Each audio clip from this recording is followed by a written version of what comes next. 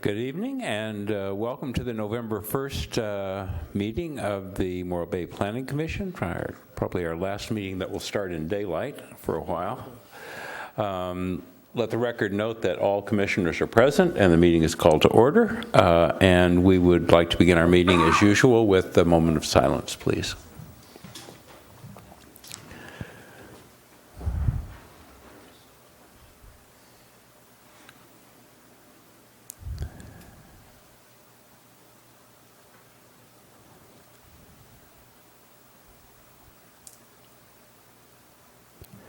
Thank you very much, and if you'd all join us, stand and join us with the Pledge of Allegiance.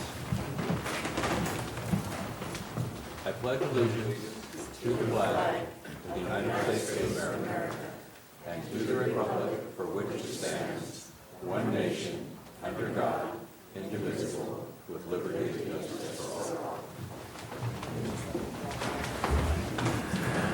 Thank you very much. Okay, this is a time that we have set aside for Planning Commissioner announcements. Are there any announcements this evening?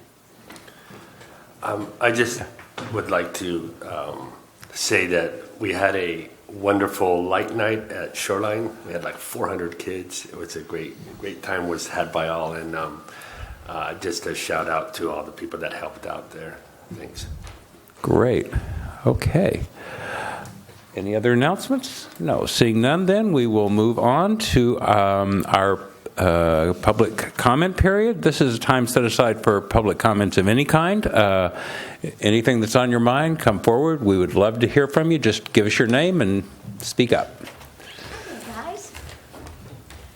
Honorable members of the Morro Bay Planning Commission, reference case number CPO 500 UPO 440, site location 3300 Panorama Drive, Morro Bay.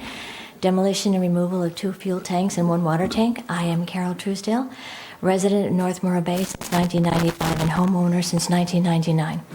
I am a voice of the Morro Bay stakeholders. As I mentioned on our October 18th meeting, we've never challenged the removal of these tanks, only great concerns as they pertain to the habitat, toxicity of material being removed, land erosion, precious water contamination in the streets surrounding this demolition site. The integrity of this company, which is based on their history in Fresno, is also in question, and I ask for you to require a performance bond from the project applicant, Chris Matthews et al. Our only goal is to protect the city of Morro Bay against potential issues that may impact their fiscal capability should the applicant go bankrupt and or default in any way, fail to comply with all of the federal and state requirements during the demolition, or cause damage to the area that surrounds this project. Most important, our city's financial stability, residents' health and safety, protection of the environmentally sensitive habitat currently on this project site, and the surrounding areas that could be in jeopardy.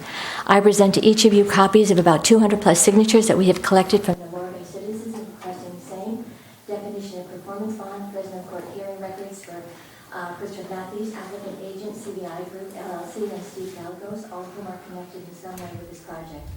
As parents, we seek the best health insurance for our families. Let's do the same thing for our city of Morro Bay. Thank you for your consideration. Thank you very much. Did you guys catch the name? Okay. Good evening. I'm Ed Griggs. I live at 539 Whitby Street, right across the street from the proposed tank demolition. Chris Matthews has an unfortunate history in our neighborhood. A history that questions his integrity, our trust in him, long before he applied for a permit to demolish the fuel tanks at 3300 Panorama. These are the initial reasons why we felt he needed to put up a performance bond, not for the sake of the stakeholders, but for the sake of the city of Morro Bay, its financial standing, our health, safety, and the environmental quality of our neighborhood. He started a fire right across the street from my house, right next to a stand of Monterey cypresses, by carelessly dumping a bunch of charcoal. Fire department came, put the fire out, chided him to please not throw barbecue charcoal in the grass next to trees, which are right next to houses.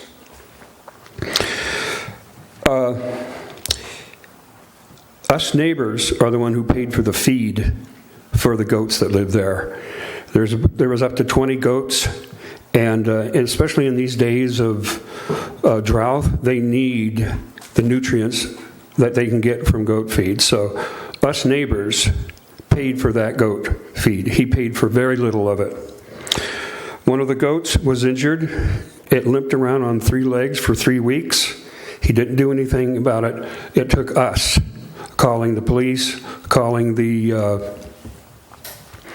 animal control. Finally, somebody came out and had a look at him. The animal improved. But the worst thing fell right after September 6th meeting of the Planning Commission, after they had to put off taking a vote on the situation, because many of us came forward and spoke about the concerns we had, and the Planning Commission resonated some of those concerns. That same evening, he was seen marching up and down the street, yelling at somebody on the phone right in front of the property. The following Friday, September 9th, lights were on at the house at 330 Panorama.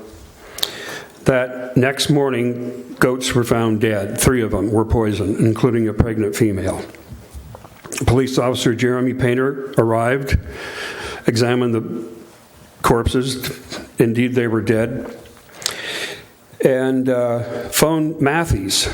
So it turned out that Matthews, the owner, was on the site the night they died. So, and later a taxidermist showed up, and no necropsy was done on them. Property owners are within their rights to destroy their own animals on their own land, a fact made clear by Morro Bay Police Chief Larry Todd to one of our members. These are well-documented and witnessed circumstances surrounding our initial distrust of the applicant. Further research disclosed additional reasons why Matthews and his associates need to put up a performance bond. Thank you very much, sirs. Thank you.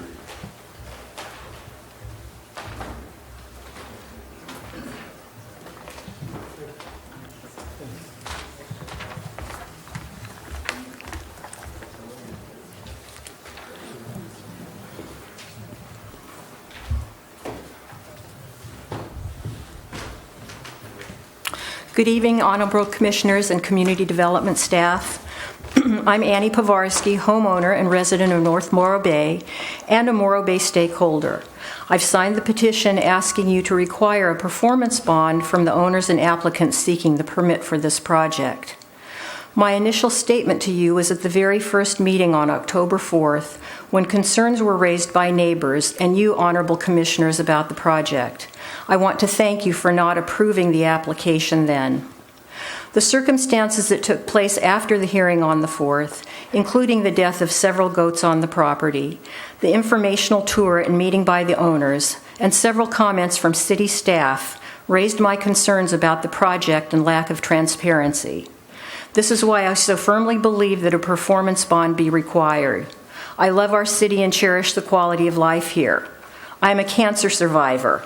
I want to know that health and safety issues are fully addressed and that the environment and infrastructure will be protected, and that the city will not be left holding the bag should the owners default.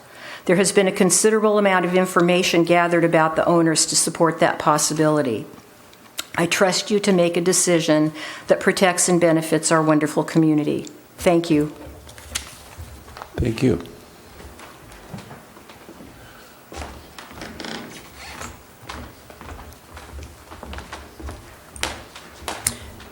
Kristen Hedlund. I'm a 25-year resident at 498 Yerba Buena Street. Thank you, Planning Commissioners and the Community Development staff for allowing me to speak regarding the demolition project at 3300 Panorama Drive. I support the removal of the tanks. I want to make sure that the project is completed in a safe and timely manner. Because this project poses a health and safety as well as a fiscal danger to the City of Morro Bay, I feel the City of Morro Bay should require that the applicant obtain a performance bond before a permit is granted. I feel this is the only way to ensure that the project is completed in a safe and timely manner.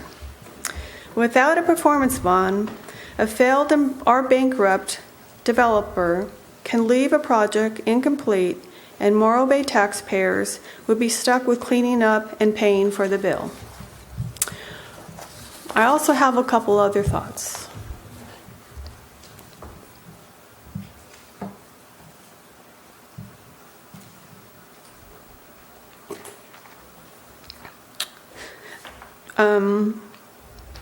I live like 25 steps from the property, and I'm feeling very passionate about this. I'm concerned about how the project is going to go, if all the checks and balances are going to be in place. That concerns me a great deal. I think the commissioners should tour the site so that they can see where the ESHA starts and ends. When someone states that there is a fence, you'll be able to remember that there isn't a fence between the ESHA and the property. I heard that there was a fence, but I went over there and I walked around and I didn't see a fence that bordered the ESHA and the property. And they plan to work in the ESHA, and I'm really concerned about the wildlife and the work that's going to take place there, the permits that are granted, and so on. I would like to ask that you keep the website regarding this project up to date. Under the current planning project option, it states, tank demolition 3300 Panorama Drive, Planning Commission hearing 9/6/16, project continued to 10/4.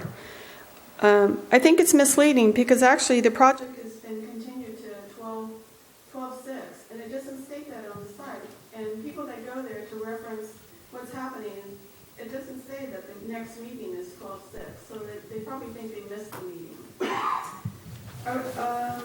And regarding this location on the City of Morro Bay's website, I would like to request that all documents, permits, tests, etc. be posted in one place with updated information to keep the public informed. Once again, I would like to say that I support the performance bond, and I look forward to the next Planning Commission meeting on September 6th. Thank you very much.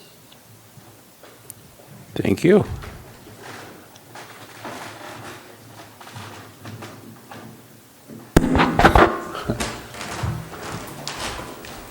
Anyone else that would like to speak on this or any other matter? Okay, seeing none then, we will close public comment and bring it back to Commission. Are there any comments or questions or? Yeah, I got one. Scott, how often do we update that website?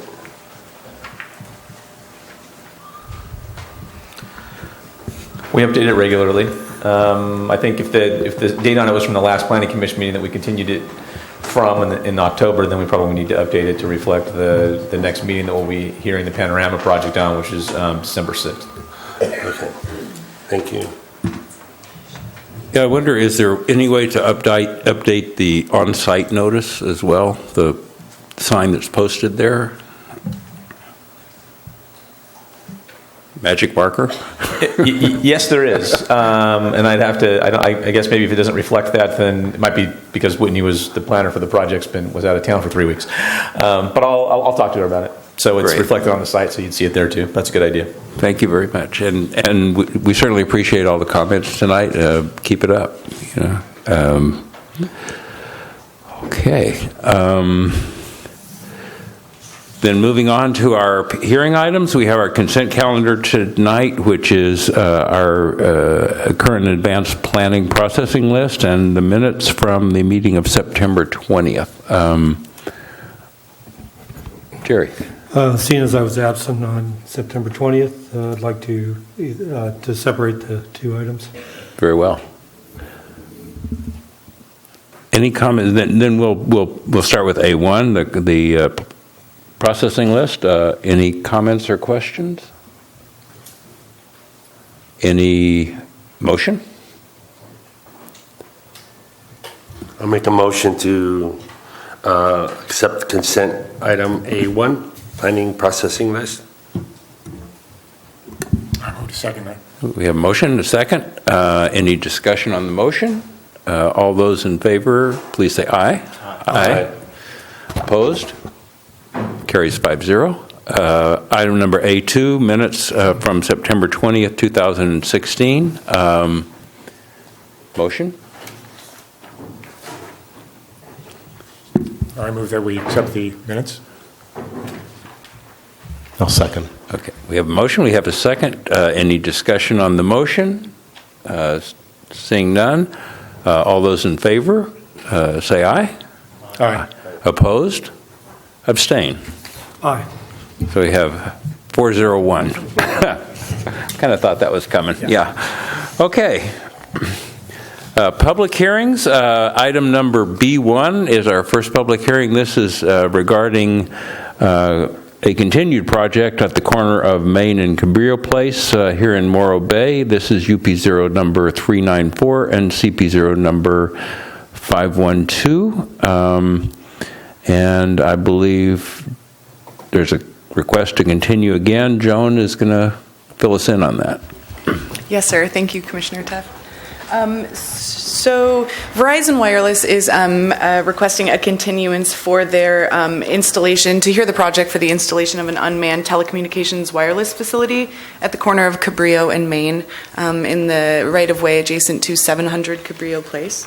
The reason for their request is there's a lot of public input and some concern over the location of the utility pole, and so they're going to look at some adjacent utility poles in the area and see if they can come up with a better fit. So they're requesting a continuance to a date uncertain. Thank you. So I'll start out by asking if there's any ex parte communications to divulge on this? No. And then are there any questions of staff? So this, oh, sure. This isn't so much a question, but I think if we pursue the placement of these in the right-of-way, like this last one that we're talking about continuing was proposed to do at least, I'd go back and look at the first version that we've seen of these in the right-of-way, which is on the northern part of Quintana. And the one thing I would say about that is when you look down upon it, and this other location was also one where people on the upper hill would be looking down into it, I would ask that we think about the aesthetics of looking into these things as well, because the one on Quintana isn't stained on the inside, and when you drive by, it looks unfinished. And you can actually see some of the equipment inside. So I think the visual lines that we ask people to try to be sensitive to should include the potential of looking down into the installation, as well as the street view around the immediate area. Thank you. Yeah, Joe. I do have a question by way of follow-up. I remember when the applicant was before us, I had asked about the possibilities that the anchoring technology, the base, the thing that has to be concealed by a fence structure, if that couldn't be put entirely or partially below ground. So I'd just like to make sure that when the applicant comes to us, they're prepared to answer with supporting evidence as to, yes, it can be, or if not, why it cannot be. Noted. I've spoken to the applicant a few times about that, so I will make a note of it here and be sure to reiterate that to her as well. Okay, so this is, I'm sorry. Joan, I just got more of a overview question. Are we getting an inventory of all the cell towers in the city and the different providers to have some kind of baseline comparison? No, we haven't undertaken that as an action internally. We probably could get a map of all of the applicant in this instance is Verizon. We could certainly get a map of all of their sites. And I mean, they have one, they can produce one for all of their cell sites in town. And they may have others mapped as well. We'd have to ask them. And, just so for clarity, like if they have an installation, they can piggyback other installations can piggyback on that, right? And once they're piggybacked, it didn't have to come through us, right? Or does it? Still does. It depends on what it is and what's there. There is some change in legislation that talks about that, about co-locating smaller facilities and what the permitting requirements are. I'd have to go back and look it up, what the requirements are. It's not in our ordinance. So. Okay, sorry. Okay, so this is a public hearing. So at this point, we'll open the public comment period and ask if there's anyone who'd like to speak to this topic. This is the chance.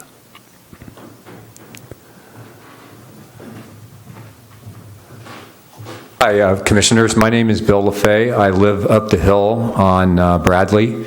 And I was called by a couple of my neighbors and also, I believe, the Millers, and they were not coming tonight because they didn't think you were going to discuss anything. So there is still a lot of concern on this project, and I just thought since it was going to be continued that there was not going to be any discussion. So I do apologize because there was going to be a contingent of our neighbors coming tonight specifically for this thing. I am against this project at the site and the way that it's proposed, and I want to make that clear. Thank you. Thank you. And anyone else who'd like to speak to this issue? Okay, then I will close public comment. I just would like to assure everyone that there will be that we will be certainly taking public comment at the November 1st hearing, and so no decision of any type is going to be made this evening.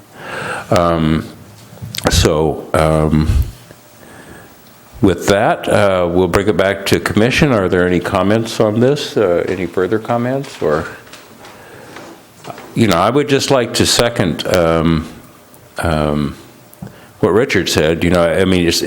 As we have contact with these companies, as they come in and make applications, it seems to me a good opportunity to say, okay, show us where your other stuff is, and eventually we could hopefully build up a full inventory as the different carriers come in. I think it's a good idea. And I would also just like to support the idea of that's contained in the staff report that the applicants are attempting to work with the surrounding neighbors. It would be wonderful if we could have a consensus project come back to us in November. Yes, sir. Okay. With that, do we have a motion to continue? I move we continue to a date. Is it a date uncertain? November 1st. November 1st? No. Well, no, today's... Oh, I'm sorry. Today. Date uncertain, yeah. Yes. Date uncertain. Thank you. I'll second. Yeah, hello. Okay, we have a motion, a second. Any discussion on the motion? Seeing none, then, we will take a vote. Can we have a roll call on this? Commissioner Lucas? Aye. Commissioner Sadowski? Aye. Commissioner Luer? Aye. Commissioner Ingraffia? Aye. And Chairman Teft? Aye. Motion passes 5-0. 5-0. Moving on then to item number B2, case number A00-042, which is an amendment to an existing UP0-058 regarding a location at 1217 Embarcadero Road on the Embarcadero. And I believe that Cindy is going to give us an education on this. Thank you, Chairperson Teft, and good evening, members of the Planning Commission. This is this is an amendment to conditional use permit UP0-058. The applicant is South Bay Wild, and I do have a series of slides for you to go through this proposed project. The slide that you see on the screen here shows the vicinity map. It's just south of the North T-Pier, which is off the screen here, and across from the Dynegy power plant. Arrow points to the building. Here is a zoomed in image of that aerial map.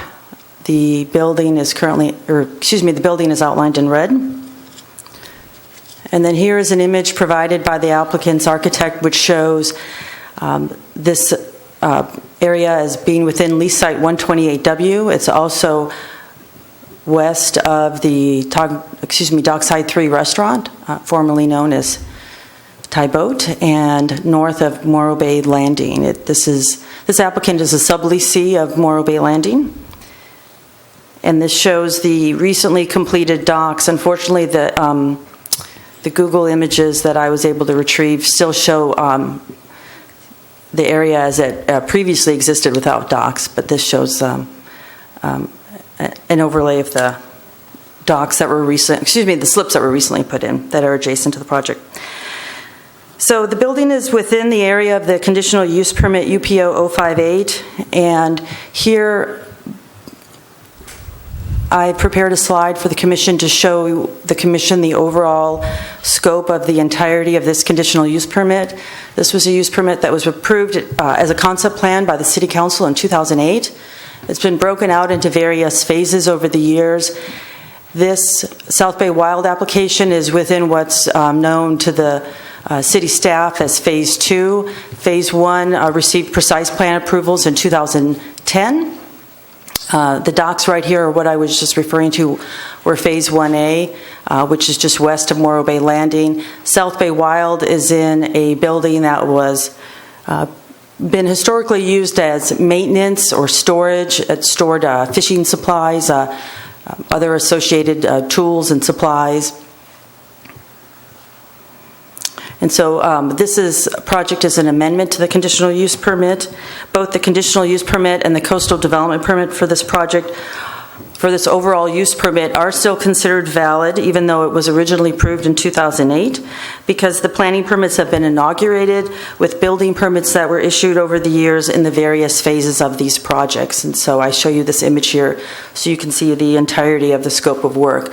What's before the commission tonight is just an amendment for this particular building and South Bay Wild. I've circled it in red here so you can see that.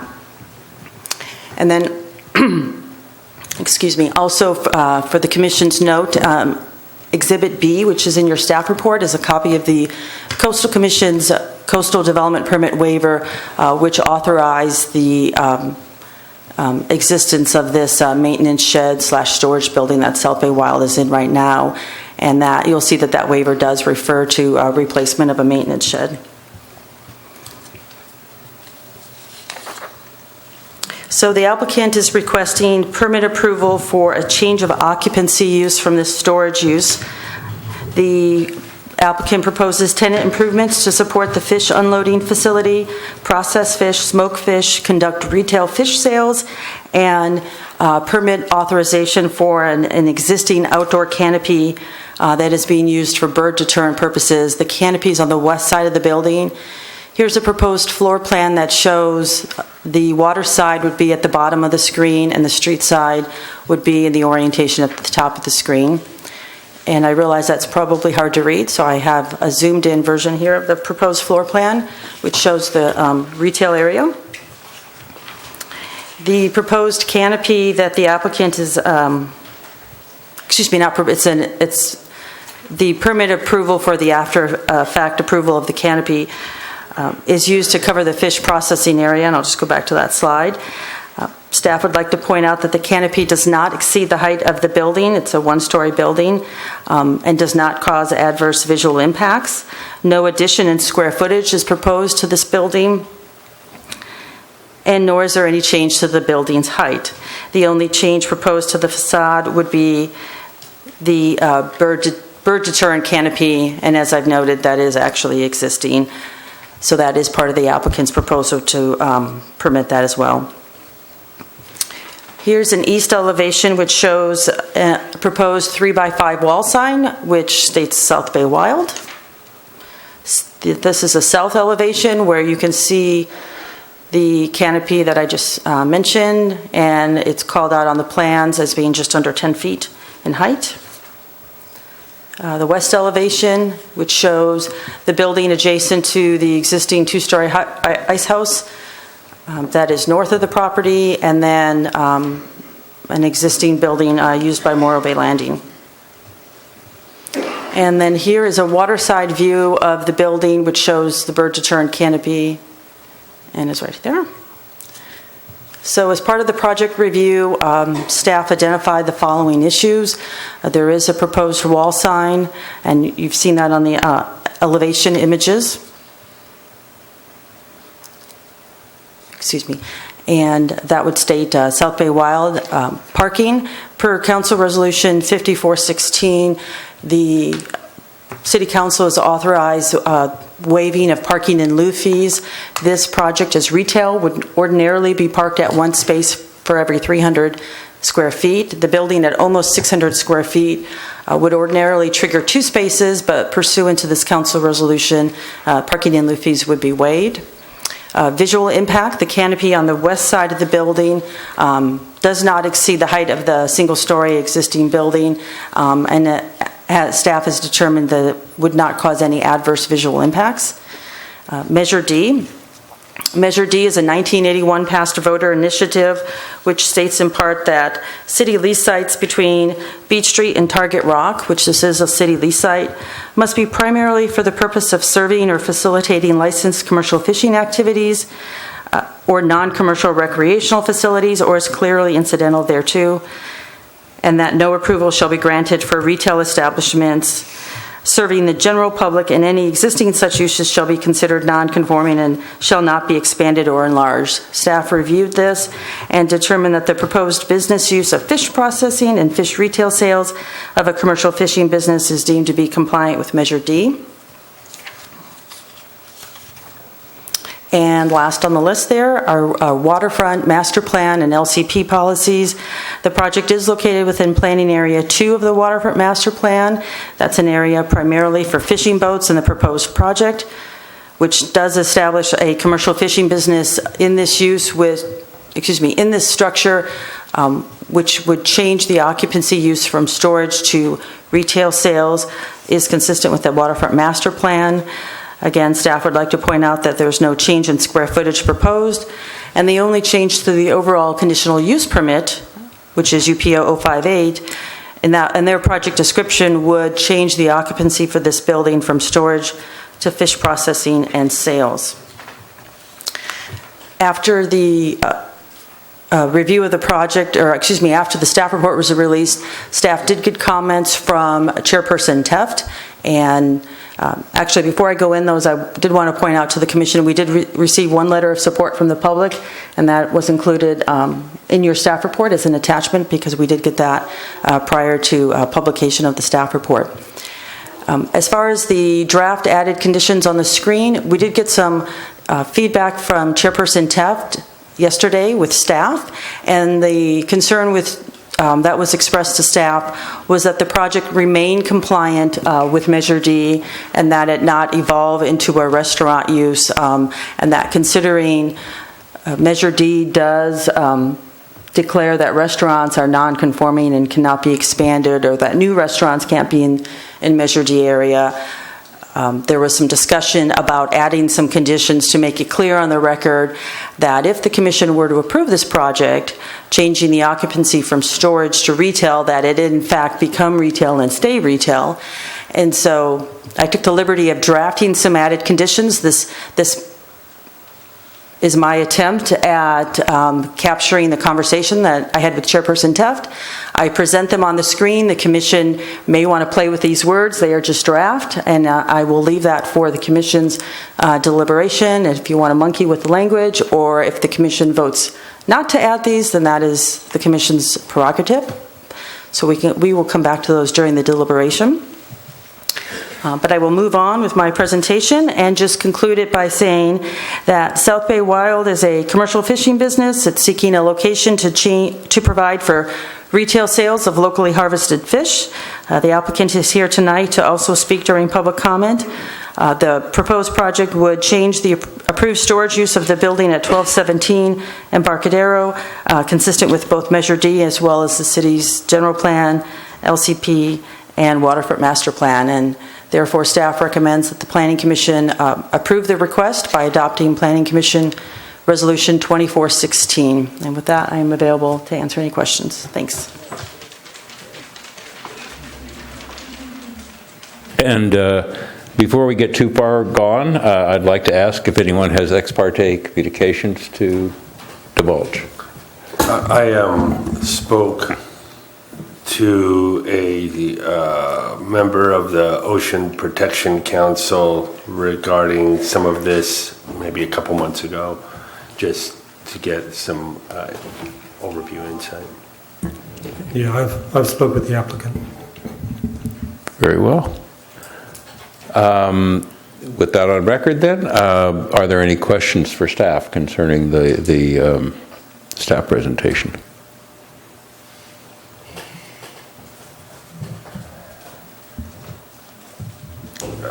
I got a question for you, Cindy, regarding Measure D. Okay, this was can you give me a little background on how this storage area became torn down and how this building that's currently there is there, number one. Number two, is the canopy. It's my understanding that they're asking for a permit that's already after the fact. Okay, can you kind of elaborate on that, please? Sure. Okay, so I discussed this with the harbor director, and he gave me a little historical perspective on this maintenance shed. It's been in existence for many, many years. Approximately 10 years or so ago, the city either rebuilt or built the two-story ice house that's to the north. And what happened is it got too close to this building, and through some lease amendments and so through some lease agreements, the maintenance shed was required to be torn down, and so they went through the process to get it approved, and that's when you see the Coastal Commission CDP waiver in 2008, which authorized the replacement of it, and that's the process on that. And then the second question was, I'm sorry, ask me the second question again? I'm sorry. The canopy permit for the canopy? Oh, yes. So it's essentially what we would consider an as-built permit or after-the-fact permit. So during the process when the applicant first came to the city staff about changing or providing for retail sales of the fish that they catch, they had talked to staff about getting approval for the canopy. And so we had talked to the applicant and said that would require planning commission approval, and so then that is included as an after-the-fact approval or as-built approval along with the retail sales. Thank you. Mm-hmm. Sure. Does this CPO on this approval, does this run with the property or does this run with the business?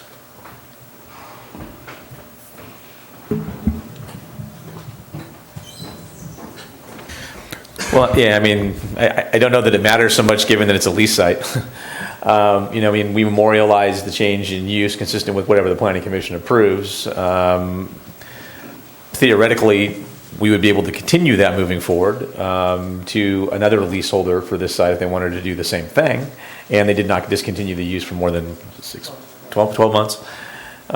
So we could continue that and move that forward to a second leaseholder if they moved out of the site or the location.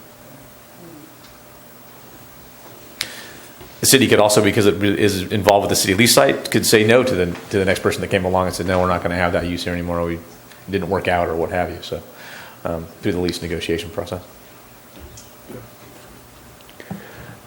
So I think you answered this question before, but I'm going to ask it again because I forgot. So we are being asked tonight to modify the conditional use permit, okay, but not the coastal development permit. But we have an intensification of use, which would normally require a CDP, right? So then that will occur at the Coastal Commission level. Is that correct, or? Right. So the applicant has reached out to coastal staff on the process of making an application for a CDP or submitting the materials that they need, whether or not that's a full-blown CDP, whether it's a waiver, whether it's something de minimis, they'll make that determination. This is a little bit different because we're amending the CUP, and as you know, the city does not have jurisdiction in this area, the original jurisdiction, so we can't issue coastal permits in this area. But normally when lease sites come before the commission, they come in a two-step process. They review a concept plan, then they forward a recommendation to the city council, and then they go off to coastal commission, and when they come back about a year or two later, the planning commission is looking at a precise plan, and there's all sorts of information in there about the coastal permit. And here in reality, this project, or this area has already had its precise plan approval. We're just asking for an amendment to that precise approval. But there is a condition in the resolution which will require that the applicant submit either their CDP for the use or a waiver as applicable prior to building permit issuance. Can they just modify the CDP in the same way that we're modifying the CUP? They could choose to do that, yes. Okay. Yeah, Joe. The office is recommending that the application be approved. So that begs the question, the language about the prohibition against retail sales to the general public, what's the explanation as to why that's not an obstacle or barrier to approval? If you can answer it. I realize that's might be at the core, but... I don't know that I 100% understand the question. So I think what we're trying to get at is the retail sales involves fish that are commercially harvested, so it was consistent with Measure D. So the retail sales is the fish that Mr. Seitz is catching with his commercial fishing operation. And this is a means by which he can sell it to the public directly. Is that what you're asking? Well, I'm looking here at the language in the analysis where it says, no approval shall be granted for retail establishments serving the general public, as opposed to, it's fine. I think the way that it's been looked at in the past is general product sales. So selling anything over here. We're selling, primarily Morro Bay T-shirts. Okay. Okay? That's not what's supposed to happen in this location. And what's being sold is primarily, product that's harvested through a commercial fishing operation that is consistent with Measure D. No, I understand that rationale. I just wanted to know what your rationale was. I got it. Okay, thank you. All right.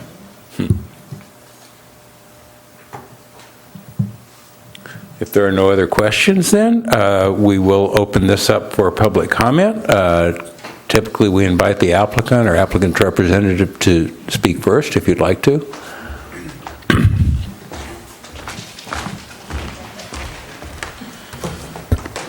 Thank you, commissioners and staff, for all the work you did on this.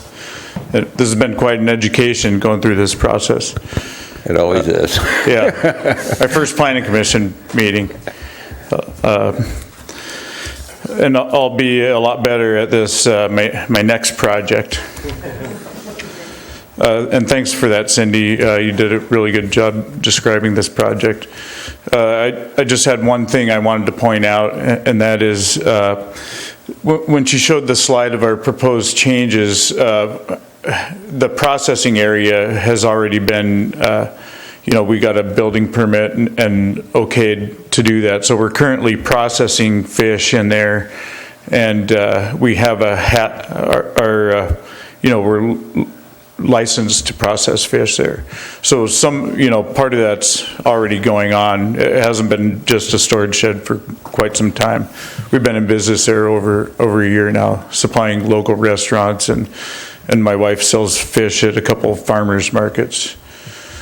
So the job isn't as big as it appeared up there. And is there any questions that you guys have for me? We'll take all the public comment, and then we'll come back with questions at the end of that, if Sounds that's good. okay. Thank you very much, then. You bet.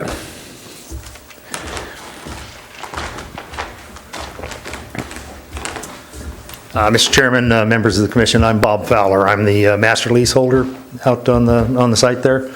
I wanted to thank Scott and Cindy for pushing this project forward. We were in a hurry to get it done, and they promised me they'd get it done before Thanksgiving, and they've done it. Thank you very much. I'd also like to congratulate Rob and Tiffany. He's actually been out there for 2 years operating the fish processing business. And I'd just like to point out that they're already offloading fish there. They're processing fish, they're packaging fish, they're smoking fish. They sell their product through to wholesale to several restaurants in the area. They also sell through the farmers markets and also on the internet. So the only thing they're going to be doing differently under this permit is opening the doors and doing retail sales. The other uses that they've been putting it to out there were approved under a consent to sublease by the city 2 years ago when we submitted their lease for approval. So if you have any questions for me, I'd be happy to answer them. Otherwise, I urge you to approve this as is. Thank you. Thank you very much.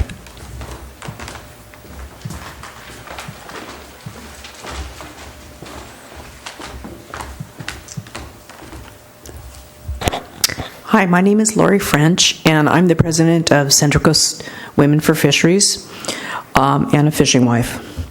I'm here tonight to give you just a little bit of history, a little history lesson in Morro Bay. Back in the olden days, in the 70s and 80s, there were 4 fish processors in Morro Bay, the Golden Nugget, Brebs, the Cannery, and Pacific Shellfish. We had a trawl fleet. We had local fish and we had local jobs. Don't forget those jobs. Okay, then came the buyback years when the federal government bought back the trawlers. We lost those processors, we lost those jobs, and much of the access to the local rockfish and petrale sole and the sole family that you see. Local rockfish and the soles were a calling card for Morro Bay. People used to come in. I used to work at Breb's Fish Market way back in the day. They wanted rock cod. They wanted petrale sole. They wanted their English sole. They wanted their Dover sole. When the trawl fleet went away, we lost that access. The Seitz family came to Morro Bay in 2011, and since then they've been growing their South Bay wild business. Their fishing vessel, the South Bay, is our only trawler in town. They've invested heavily in this town. I'd venture to guess that the South Bay is responsible for about 75% of the rockfish that comes into this town right now. Rob brings in the black cod, rockfish, lingcod, and soles. Tiffany sells the fish at local restaurants, markets, and farmers markets. Heck, we even buy their fish. I'm a fisherman's wife. I'm going to another fisherman to buy their fish. That should tell you something. We don't have the permits that they have. The natural leap for expansion is to open up a small fish market where they can sell their fish with a small prepared food menu. They are not a full-scale restaurant with French fries, beer, bands, and frozen cod from Alaska. They will be selling local fish. They will be serving local fish. They're not going to be selling imported fish or farm fish or trinkets from China.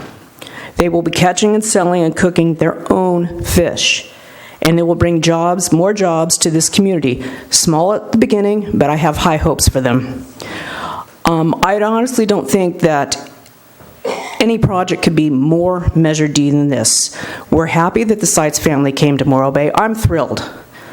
I really am, because we have access to the fish that we do not have access to before. I mean, I don't know the last time you ate a piece of petrale sole before the Seitz family came in town, but I can tell you it was at least 10 years in our family.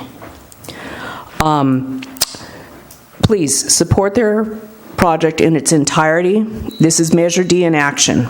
Thank you. Thank you.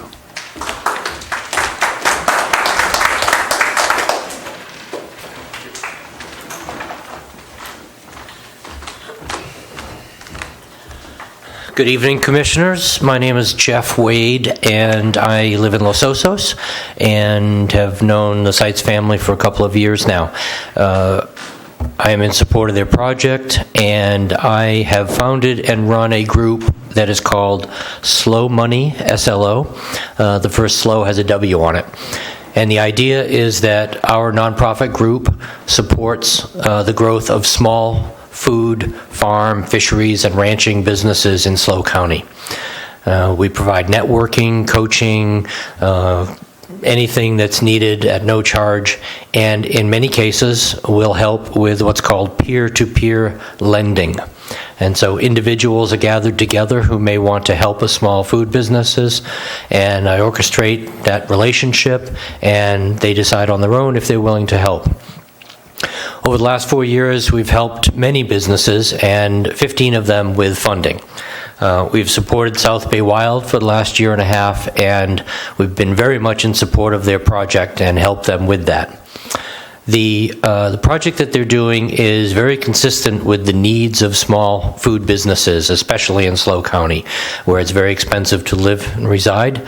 And the concept of vertical integration, the concept of added value products, doing more than just selling to distribution is critical for these small food businesses to grow from the small stage to the stage where they can actually support their families, qualify for traditional lending after we go away, and to really make their business survive, a sustainable business. And so we see this as a great role model for the Morro Bay fishing area.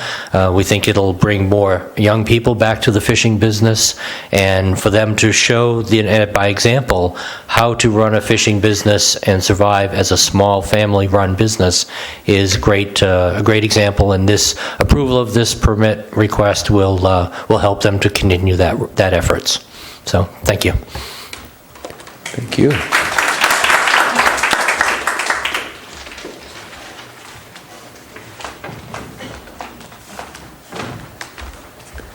Good evening. My name is Rigmar. I'm sorry I ran down in my morning coat. I was tired of listening to the voting going on, so I channeled 20 and I saw this, and I'm just very excited about this place, and I love to go and buy fish there. And I actually wish they'd have a few tables so we could sit and I could get fish ready. Anyway, I hope you'll accept their fishing place. Thank you.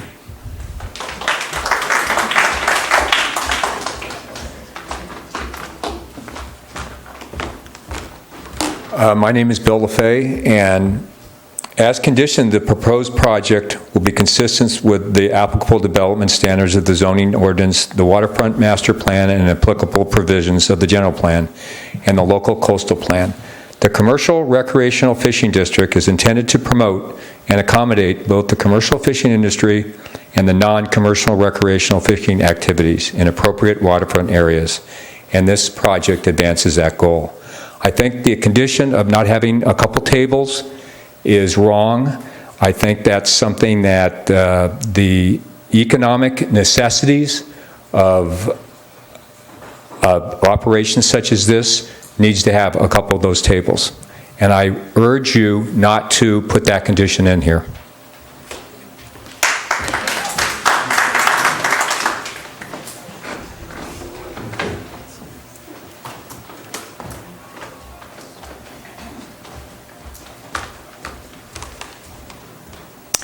Good evening, Susan Heineman, resident of Morro Bay. I'm a regular customer of South Bay Wild. I am so impressed. They're hardworking, they're honest, and they serve a good product. I've read Measure D several times and pondered over it, and I believe, as written, that the purpose of Measure D was to leave space and opportunity for future fishermen.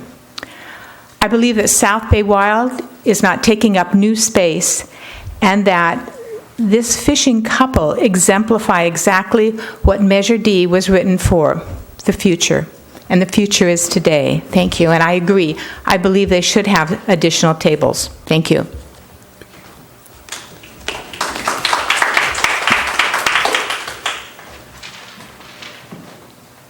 Anyone else? There we go. Hi, I'm Sean Wild. No, I am not related, but I do have the same last name as their company. I am a peer-to-peer lender, part of the Slow Money movement. I have invested in 2 businesses in Morro Bay. I believe in supporting small businesses, and I urge the Commission to support this measure. We also enjoy the fish greatly. I have a family of 4. It's a pleasure to be able to eat locally and have it come from people that you know and meet on the streets. Thank you very much. Thank you.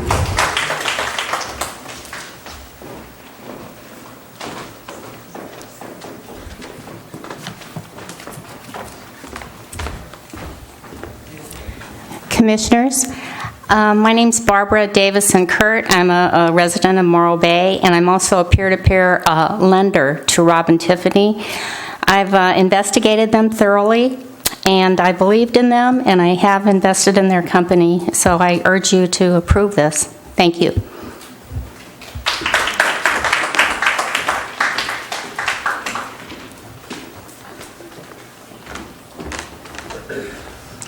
Good evening, Planning Commissioners.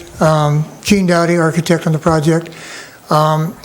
I don't see any problem with a couple of tables out there. You know, have some smoked fish and sit down and eat them. It's a great view.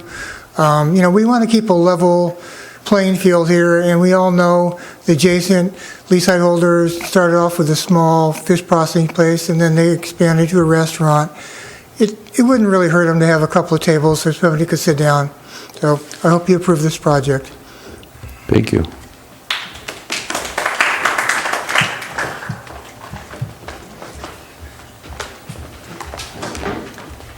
Janet Gibson, resident of Morro Bay. I would urge you to approve this project as is, and I also would love to just sit and watch the view and eat my fish taco. So I think a couple of tables would be great. I think it would really financially help them get started. And it also brings people into the waterfront.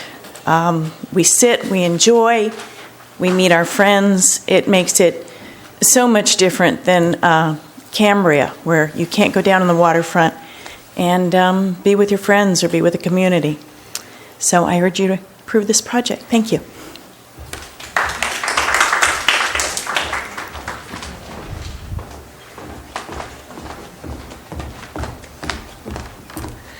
Good evening, Commissioners and members of the Morro Bay Planning staff. My name is Jean Johnson, and I'm a resident of Morro Bay and also a consumer of South Bay wild fish and a lender. And I, having talked to Rob and Tiffany over the years, have found out how difficult it is for the fishing industry to survive, and that it has dwindled immensely in the last several years due to all sorts of reasons, especially high costs and franchising and many other variables and no observers. And it's very important that they have several revenue streams to remain viable and ideally to grow a local fishing business here in Morro Bay and serve as an exemplary example of how to do it sustainably and with great heart. And I very much support their permit as well as potentially a couple of tables. Thank you. Thank you.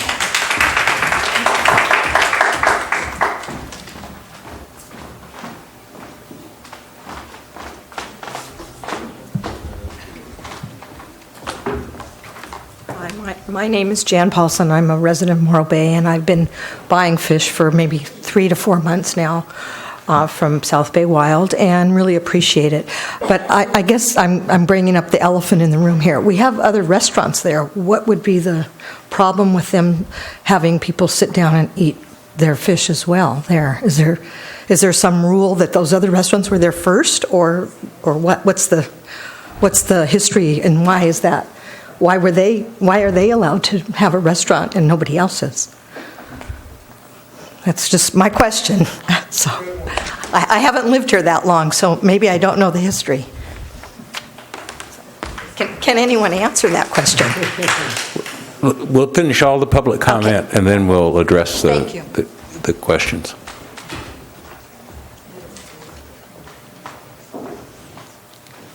Anyone else? Okay, seeing none then, I will bring this back to Commission for discussion. First off, are there any questions for the applicant or applicant's representative? Okay. So then, what are your thoughts? Joe? Let's pick on you. Well, I'm prepared to give some of my thoughts at this point, but perhaps some of them are still muddled. I'll be forthright. Personally, I'm in favor of the fish market. I think it'd be a welcomed addition to the waterfront and to Morro Bay in general.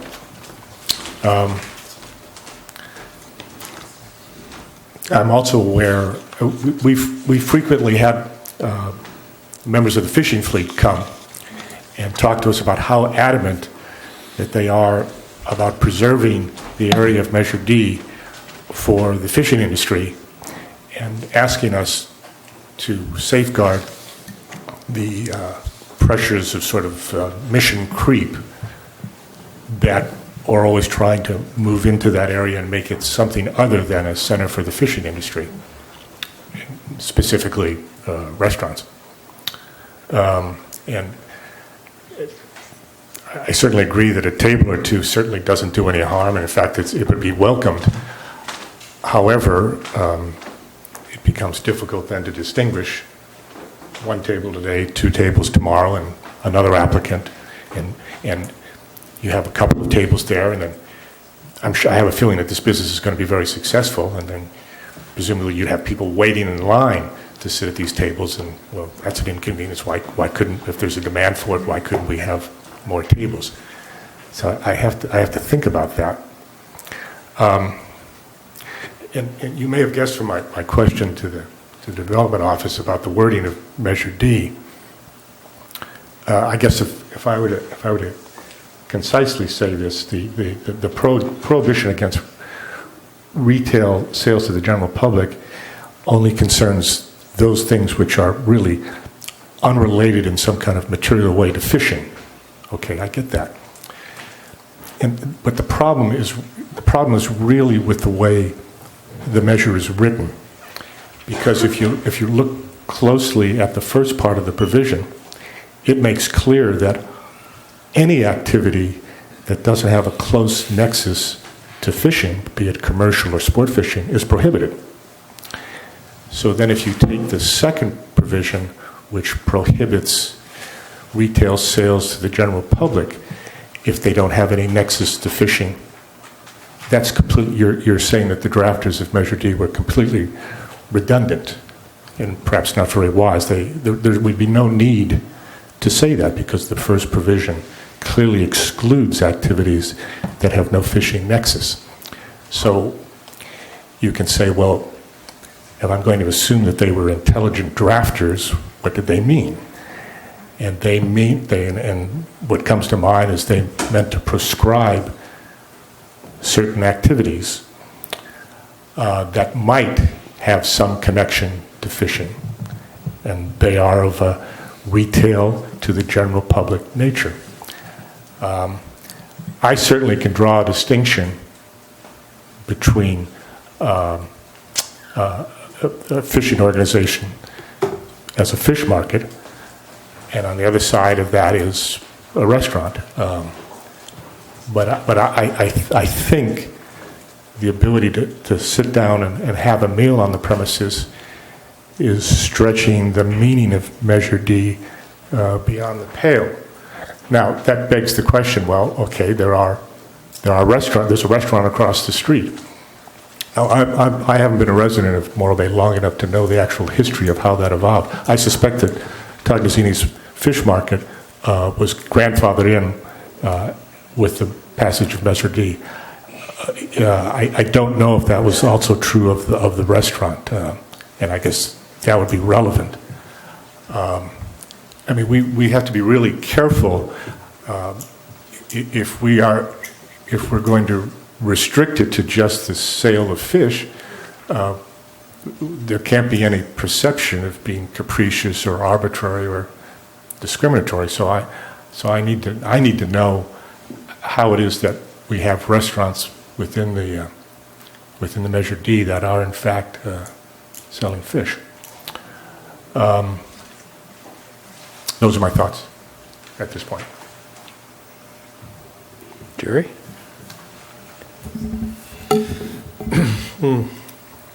Yeah, this is part of the conundrum of Measure D. We have a fish processing facility here that is looking to have retail sales.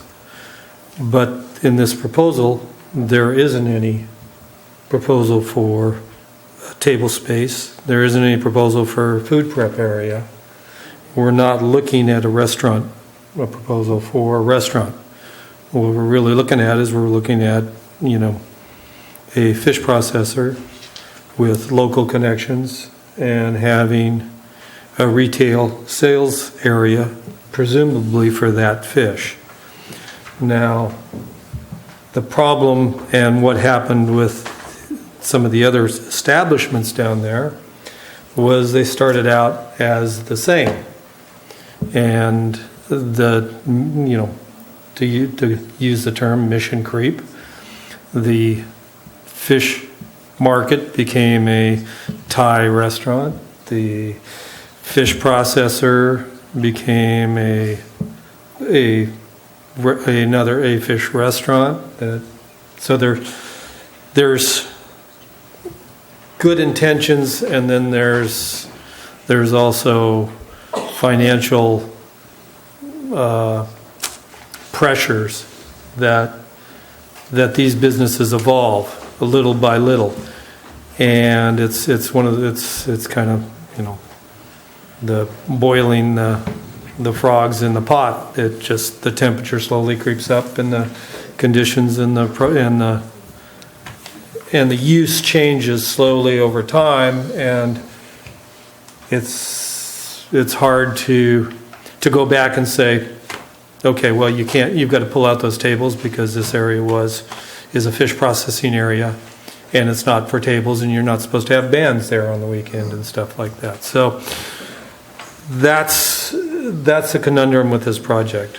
In its presented form, I think it fits Measure D admirably, and I think it would be a great addition to that area and the fishing community and supporting the fishing community, which I wholly support. The problem we're grappling with is how to best service that fishing community for this project and in future projects and for now and into the future. So that's what I think this commission has to struggle with. Richard?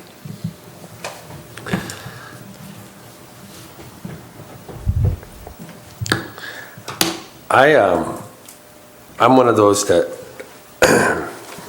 I'm not that confused by Measure D, and I think it's pretty clear that.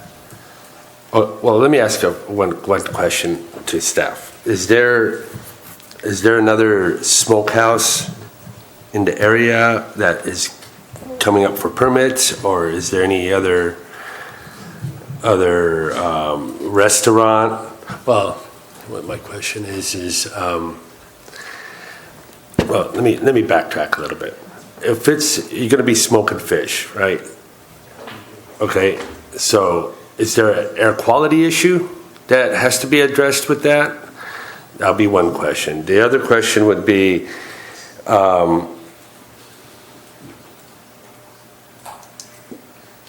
what this is sounding like is a restaurant, okay?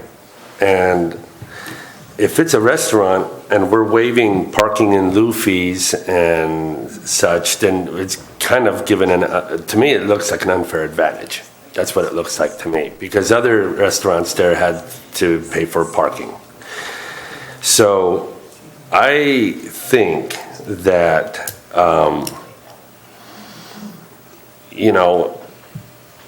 Measure D if people don't like it, they can, put it on a ballot and change it. But right now, I look at it, it's pretty clear what Measure D says. And putting in a restaurant is not part of Measure D.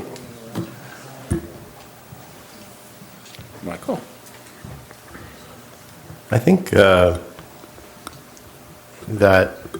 the fact that it's this continuation ownership of the boat, the processing, the retail, is not troubling to me.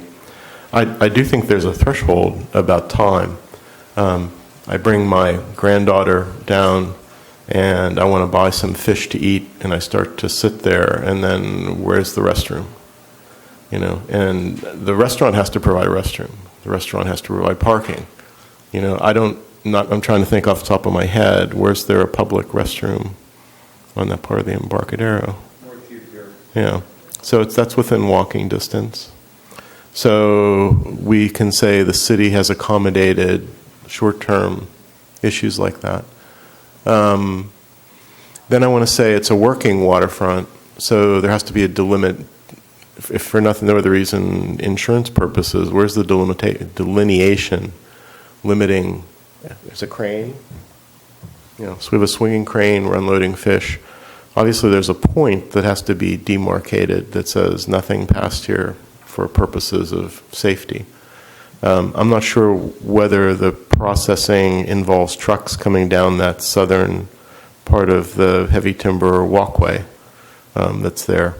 So to me, it's not so much, I guess, that there's a few tables out there. It starts to be, that can't start to get in the way of the business. So I'd be open to demarcating a specific place where people could be. And, I think I start to get concerned when the one citizen talked about fish taco. I'm thinking, well, that's not what I thought we were selling here. And then I'm thinking, well, is there soda? And I'm thinking, I don't think I want to see soda there. So a lot of it's this creep into restaurant type stuff. Selling smoked fish, I think, is fine.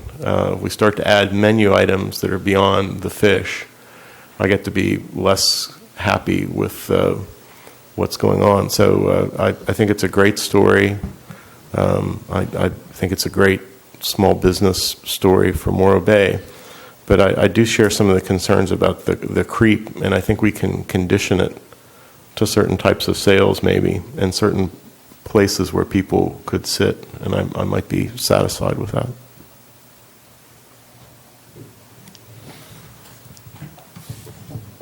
Well, but let me start out by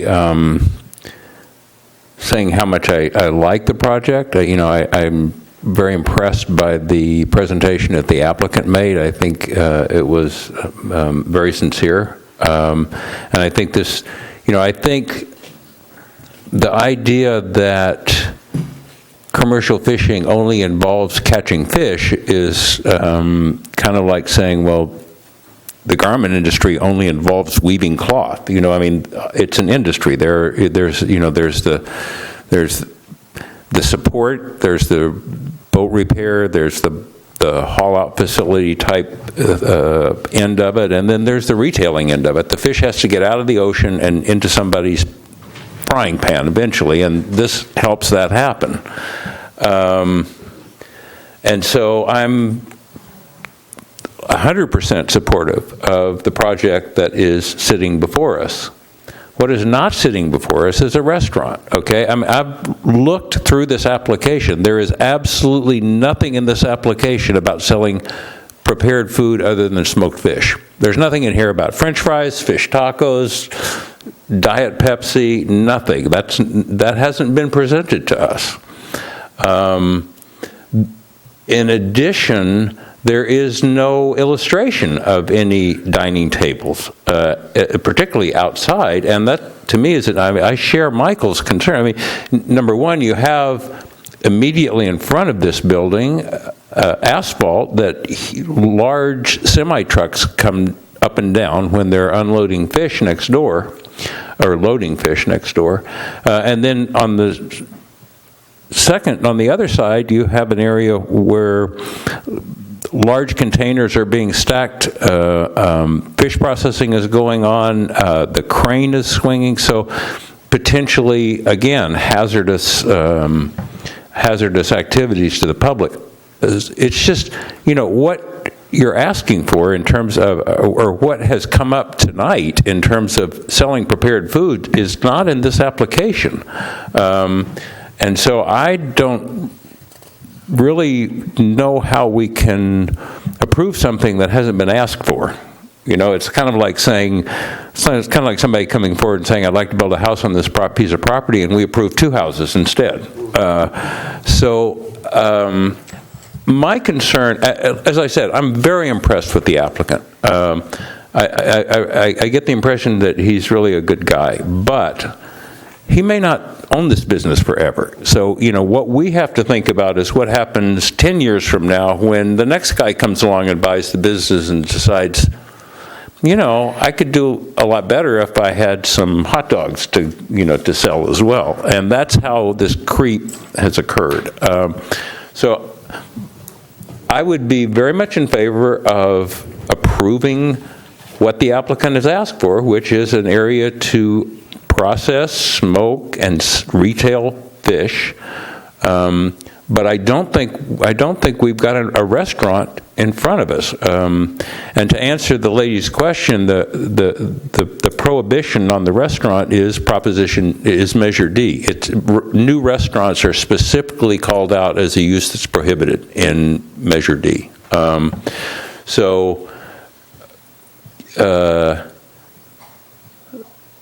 Some of the confusion may come from how that has been applied in the past, but the language is pretty clear. I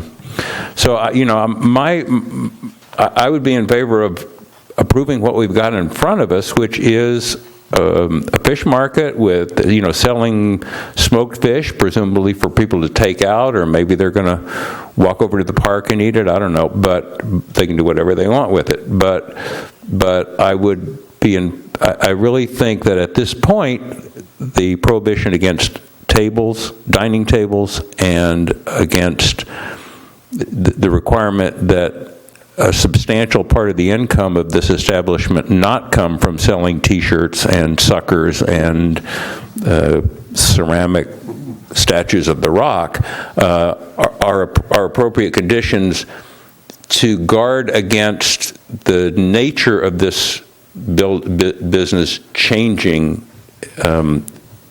as perhaps ownership changes.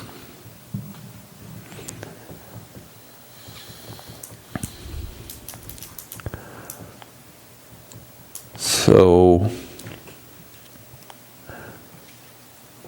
I get the consensus then. I mean, just hearing everybody talk, I get the consensus that everybody's pretty much in favor of approving what we've got here, that we all pretty much agree that this would be an asset and that it would not do violence to Measure D. So I think the issues that are, I do have one other condition that I might suggest, and that is, Michael noted that there is a hazard to some extent when fish is being unloaded, and I don't know about the processing part. I don't know if that's hazardous to the public or not, but I would like to add a condition that when fish unloading is going on, or other activities that could potentially be hazardous to the public, that portion of the dock be cordoned off with movable ropes or chains or something, just so that people don't inadvertently walk into an area that's hazardous, or children walk into an area that's hazardous not knowing what's going on. It just seems reasonable to me, as the other fish processing or fish unloading operations do, that just be cordoned off when those activities are going on. I'm like to get a question out to anybody, really. When the smoking of the fish, is there a big smoker there? Is going to be can somebody explain to me exactly what that process would look like? I would ask the applicant to come back up and answer that. Yeah, I think it'd be, let's open up the public comment. And Okay. There's a very specific model here, but I'm not really that familiar with smokers, so. A small amount of smoke comes out of it. It doesn't have it's like an oven that has smoke chips in it. There's another smoker like 20 feet away that belongs to Tognazzini's. That one puts out a lot more than mine does. Mine is made for use inside of a restaurant. It's like an oven. A small amount escapes, but I don't think there's any air quality issues with it. Like a barbecue, maybe? Yeah. Not a barbecue. It's enclosed. It has doors with seals on it, and all the smoke stays contained within the unit until I open the door up, and then a little bit comes out. Oh, okay. So you don't have a scrubber or anything going out? No, there isn't a great deal of smoke. It makes good use of the smoke. All right. Yeah, thanks for Sure. Well, we've got the... We've got public comment open. What are your plans as far as, once you get the retail area, as far as bringing in outside harvested fish from other areas? We've mentioned frozen cod from Alaska and stuff. Are you going to be a full service, or are you going to contain your retail sales to locally harvested seafoods? Well, we currently do some salmon from Alaska and some albacore that's caught by local boats, but albacore gets caught up in Oregon and Washington these days, and the boats bring it home with them. So we would like to, purchase other people's fish. It would local if it's available. Hopefully the salmon runs will get strong again down here. But yeah, we started this mainly to sell my fish, the fish that I catch. And so if we have another incident where the fisheries are closed here and the fishing grounds are closed here, would you see... Which grounds? Well, just the grounds, we've had fishing grounds closed here, and there hasn't been any catch brought in. So would you see importing fish, from other areas and retailing them out, or would you? What do you see as your business plan at that point? Well, I'm a fisherman from the start. Been doing it for a long time, and my goal is to keep fishing.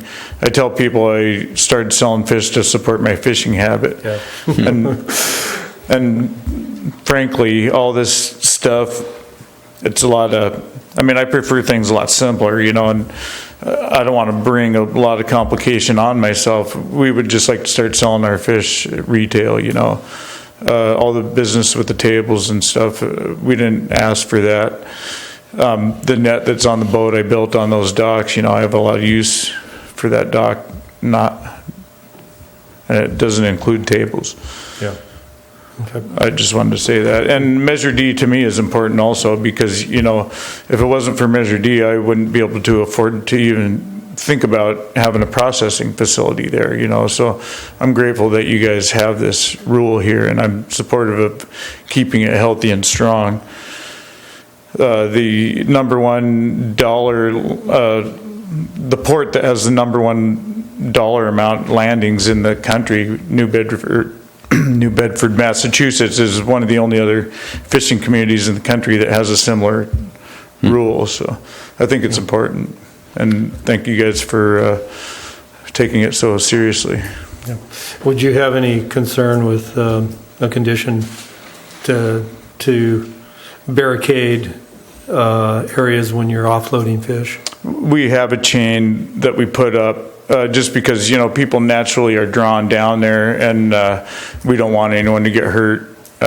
So we put that up, and we also have signs up. It's pretty well posted. But if nothing's going on, we also like to let people come down there and look at the rock if it's not going to be hazardous to them. Okay. Thanks. Thank you. Thank you. Okay, so we'll... I think your point is really... I'm sorry.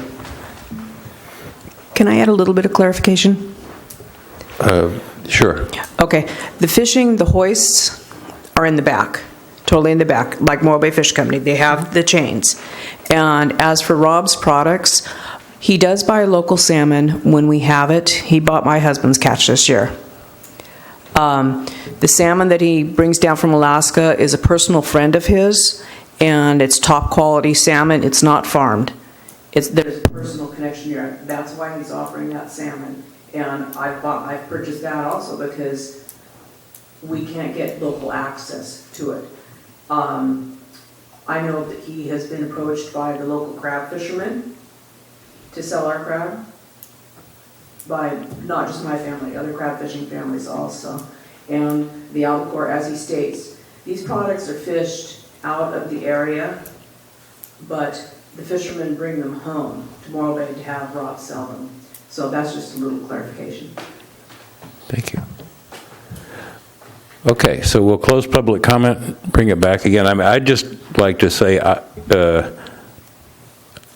personally, I don't think the city needs to get involved to that level of depth. I mean, I think, he knows the fishing industry. He knows, where to get the fish. I don't. And to your question about what happens if there's no catchway, obviously the purpose of this business, the reason it's going to exist, is going to be very beneficial to the local fishing industry. If there's a period of a few months, where he has to make business decisions to keep it going that, would involve buying fish from someplace else. It's his business. Yeah. And that wasn't, to clarify, that wasn't the point. I was just trying to clarify that, that most, and I've bought fish from him before, and it's a great, it's a great opportunity to do that. But those are points I think needed to just be brought up and discussed. Right.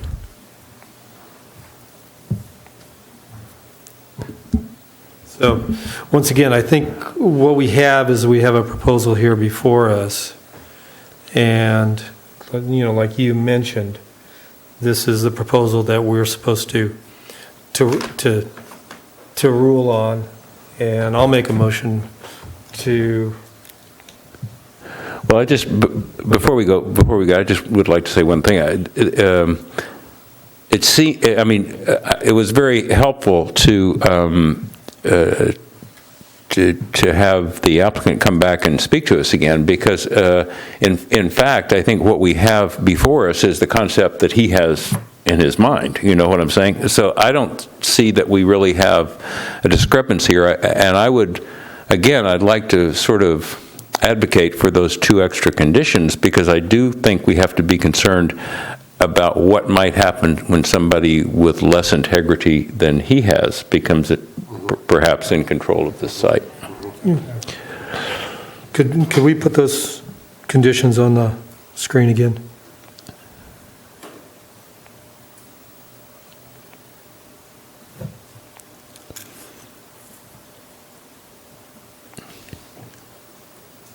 And the concept of 1, I think, is fairly obvious. The concept of 2 was to be, there's the other creep that could happen is it creeps into hot dogs, nachos, or it could even creep into T-shirts, knickknacks. What we're establishing here is a retail is really a retail sales spot, and I think that in order to maintain consistency with Measure D, we have to make sure that relationship to the fishing industry is maintained in the future. Cindy, can you explain to me the 85, is that, I can't see, 85% of retail sales to be fish? Sure, so clarify that? Yeah. So the conversation that staff had with Chairman Teft in the office yesterday was, the businesses primarily going to be selling the fish that it catches. There may be some other de minimis type sales. Someone wants to buy tartar sauce or cocktail sauce, or maybe they want to buy a South Bay Wild t-shirt.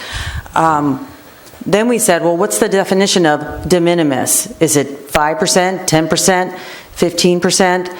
And so that's the threshold for the commission to discuss, is what does the Planning Commission feel comfortable with? If they are primarily going to be selling fish that they sell, what are you comfortable with? And so that's where that comes from. Okay, so that's like advertisement for the business. Yeah, so Right, there may be something 15% that's not fish. Are you comfortable with that? Or is that too high or too low? Okay.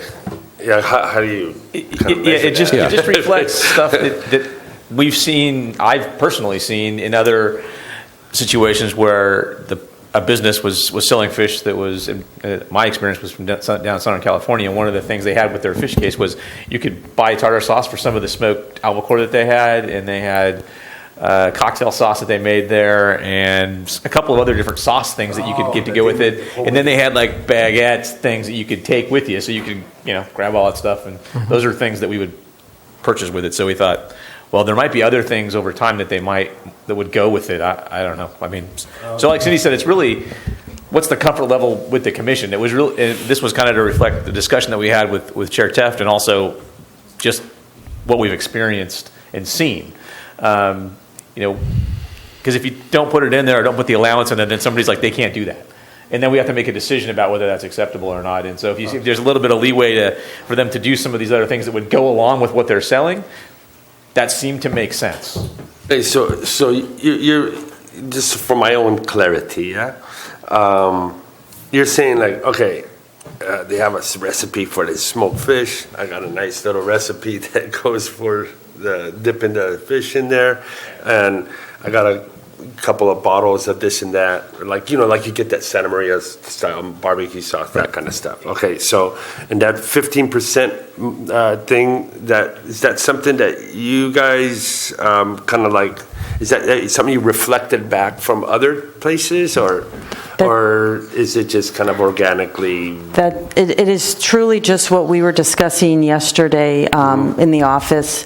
We talked about 90%. Then I talked to the applicant yesterday and said, this is the direction. What do you feel? And I was making a comparison, like maybe a South Bay Wild t-shirt would be okay, but not an Oakland Raiders t-shirt. And then he said, well, we do sell South Bay Wild t-shirts, and I have no interest in selling an Oakland Raiders t-shirt, or something to that effect. So then I went from 90 to 85, but maybe the commission doesn't like that, t-shirts. Okay. Well, it's just, I mean, I think the percentage just to some extent is not the most important. The idea is to maintain the fish market as being the primary identity. You know what I'm saying? And yeah. Ken, I would be concerned with sales of fish and fish-related consumables. I think we need another term, especially because he has the potential for doing crab or seafood would probably be a better, unless staff has a better term. And and we're getting into if we get into a number like 85% or 82.5%, how are we going to account for that? So that is strictly to set a limit to enforce the idea that you're supposed to be selling product that's seafood. Okay. Right. And if we started seeing a bunch of this other stuff show up that's sort of unrelated to that, then we probably need to go find out. Yeah. And that gives us the mechanism to go do that, because there's a condition on here that says you're not supposed to be selling all kinds of other things. You're supposed to be selling seafood directly related things. It's a little bit of a hook. Right. And it helps with enforcement with some of the issues that all of you were talking about. It helps with some of that. Well, and again, it helps down the line. What this says to potential future owners is, if you don't want to run a fish market, don't buy this business. If it says this business has got to be a fish market. I would be comfortable with dropping that minimum, to maybe a 75 or. My microphone is on, and the green light is on.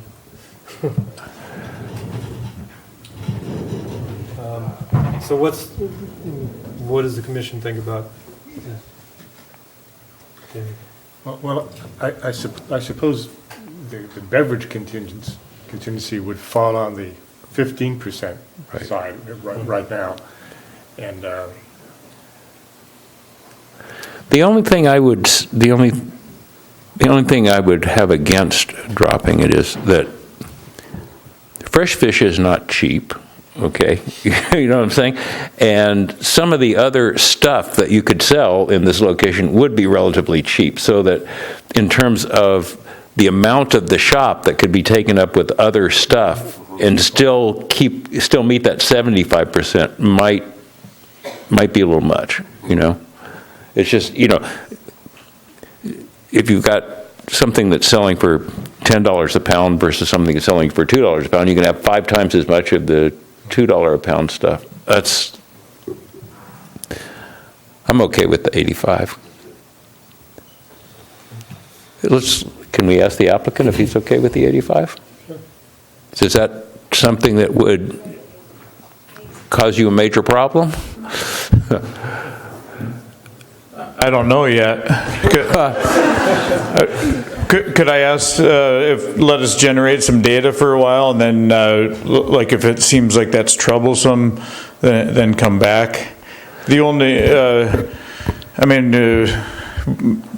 we don't expect to be selling a bunch. The only thing I can think of is condiments, you know, like you guys have all talked about it, and we do have a South Bay Wild t-shirt, but I'm not going to sell anyone else's t-shirts. The only thing I could see that might be costly is, you know, I thought it might be nice if we could put like a picnic basket together, like with, well, I'm getting off on a tangent here, but possibly if we could sell wine down the road that they would take out, you know. But maybe I shouldn't even bring that up. I'm okay with the 85 if we can, you know, address it down the road if it seems like it's a problem. But yeah, let's look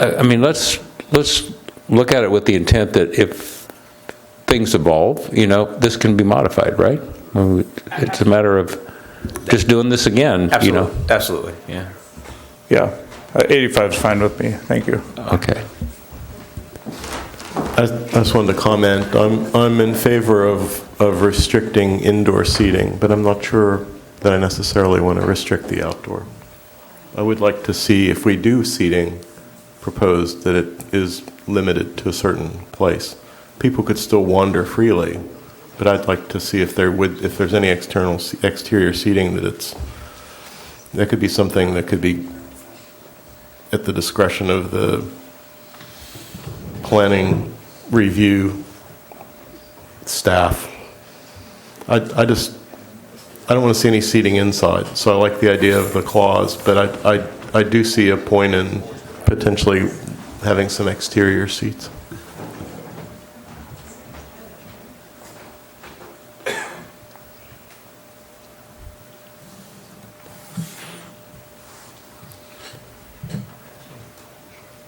Well, so should we talk about seating? where do we stand on that? Right. I'll be first. You know, one of the, you know, I'll state the obvious. You know, one of the ways you sort of muddle through the analysis of a measure like Measure D, in addition to the plain language, is you look at the context at the time at which the measure was passed, and you know, I suspect, I don't know for a fact, but I suspect that the people who were the big proponents of it did not want clearly restaurants or anything resembling a restaurant within their area, and it's, you know, it's not our purview to rewrite that, and I'd like to stay true to that, and so I'm leaning towards, you know, having a fairly clear line of distinction, which doesn't lend itself to being arbitrary, and which people can understand, if you will, a bright line, which is don't have seating. So I think I would favor that. I agree with you on that.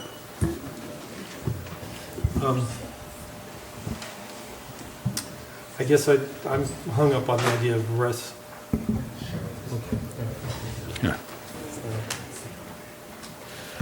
I guess I'm concerned more with the idea of restaurant seating. Is a bench with a little side table restaurant seating, or does it have to be a four-top with multiple chairs around it? So, I could see a bench out there, but somebody could sit out there and have their meal. So I'm a little concerned about the interpretation of restaurant seating. Well, we could certainly, what do you think? To me, a bench is a bench without a table in front of it is not restaurant seating. I think that it's more just street furniture, and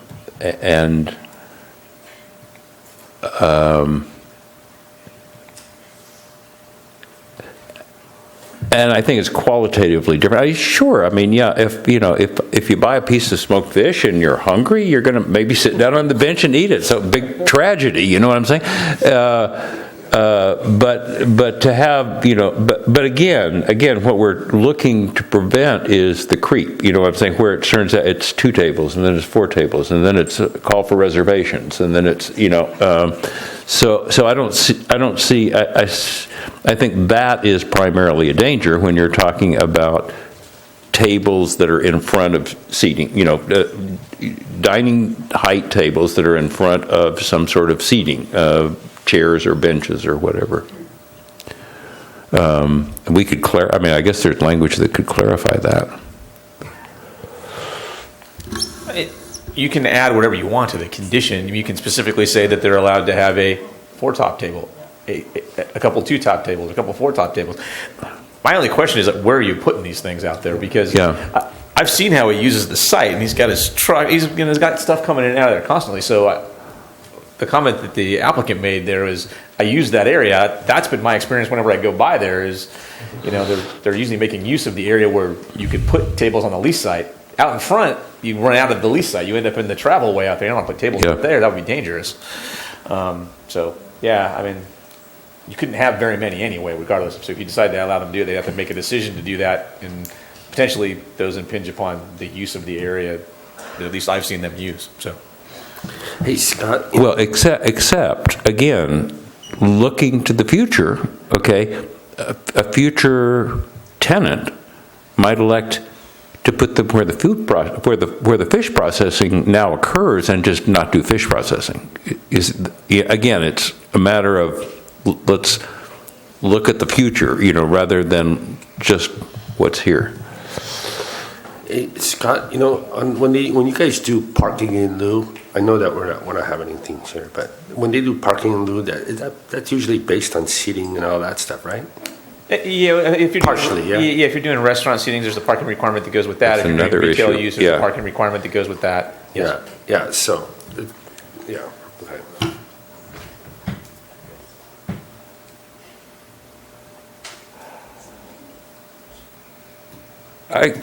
I think we're talking about something that the applicant doesn't really even want. You know what I'm saying? So if 10 years from now somebody else buys the business and wants outdoor tables, they can delineate the area where they want them and put them in.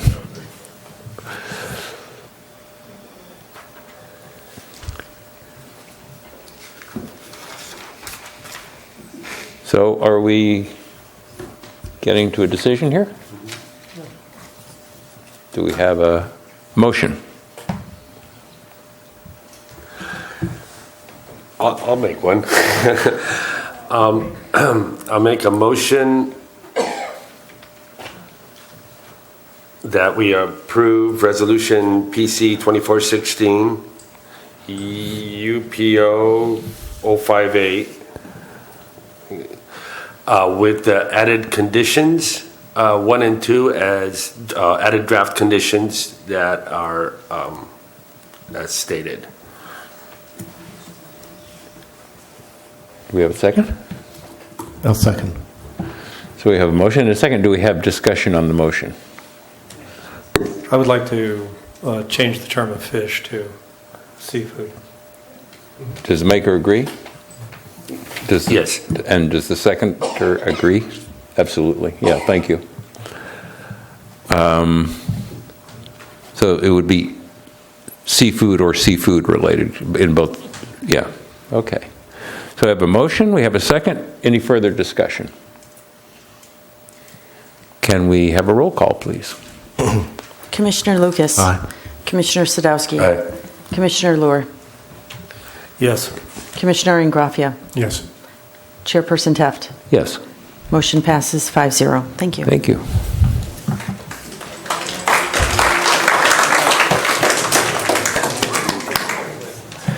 Yeah, and congratulations. Thank you. Okay, we are going to, we're at 7:45 here, so let's take a 10-minute break, and then we'll come. This next item may be fairly long, so let's take a 10-minute break.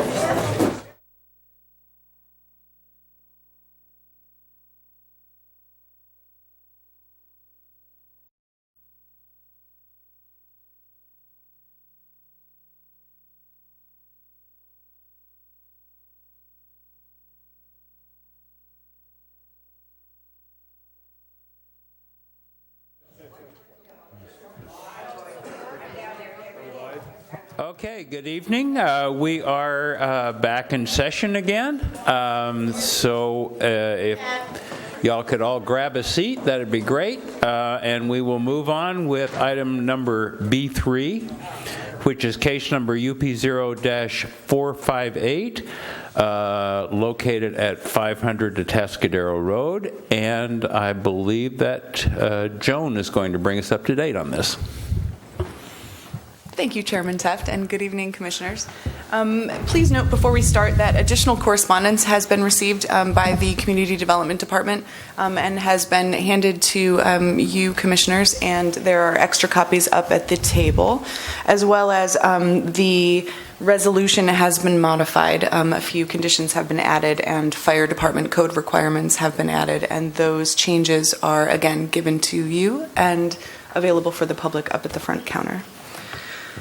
So this agenda item B3 this evening is a request for conditional use permit approval at the existing Silver City RV mobile home park at 500 Atascadero Road. The request is to allow an occupancy change and an intensification of use. This aerial image shows the project sites as seen from above. Note Highway 41 to the north, Main Street, and Highway 1 to the west. And Errol Street is coming in from the left along the south side of the project location.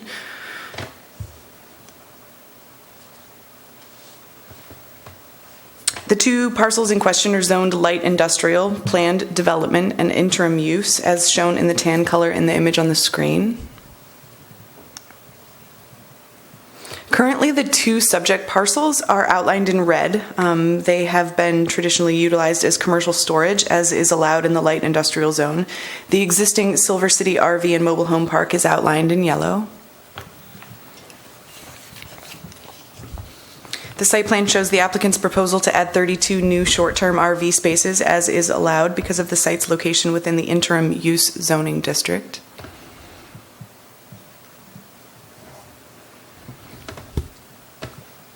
This is the existing site as seen from the end of Errol Street at the south of the project area.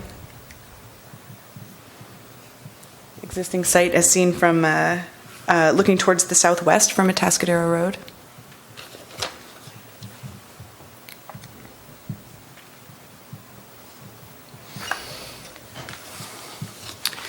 So, the California Department of Housing and Community Development has permitting authority over all RV and mobile home installations in these types of parks within the city of Morro Bay. However, the city maintains land use authority for coastal development permit and conditional use permit issuance for all permanent improvements and for establishment of any use that is subject to a conditional use permit within the city. Parking requirements for an RV park are another issue here with the with this project proposal.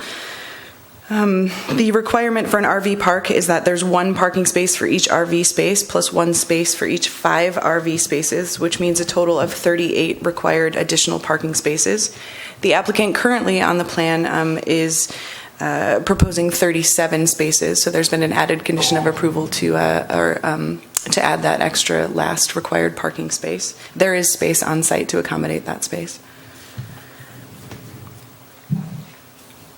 Landscaping and screening. The applicant is required to provide a landscape plan for review and approval prior to commencement of any on-site work and must receive final inspection sign-off of all landscape improvements upon completion of the project. Currently, the plans show an extension of the existing required screening along Highway 41, and the applicant proposes to extend that screening down to screen off the one location along Highway 41, which is parcel B there.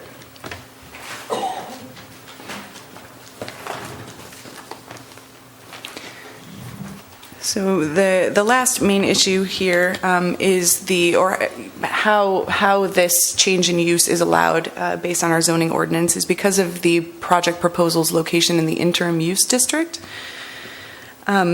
The purpose of the interim use overlay zone is to allow for properties that may otherwise be underutilized to be made use of for a higher and better interim use until such time as the site is developed for its intended purpose. So Section 1740.080 of the Morro Bay Municipal Code states that temporary visitor serving or recreational uses, including but not limited to RV parks, may be permitted on all M1 or M2 industrially zoned properties, which are also zoned for interim use. Which is therefore why staff is recommending approval of this project.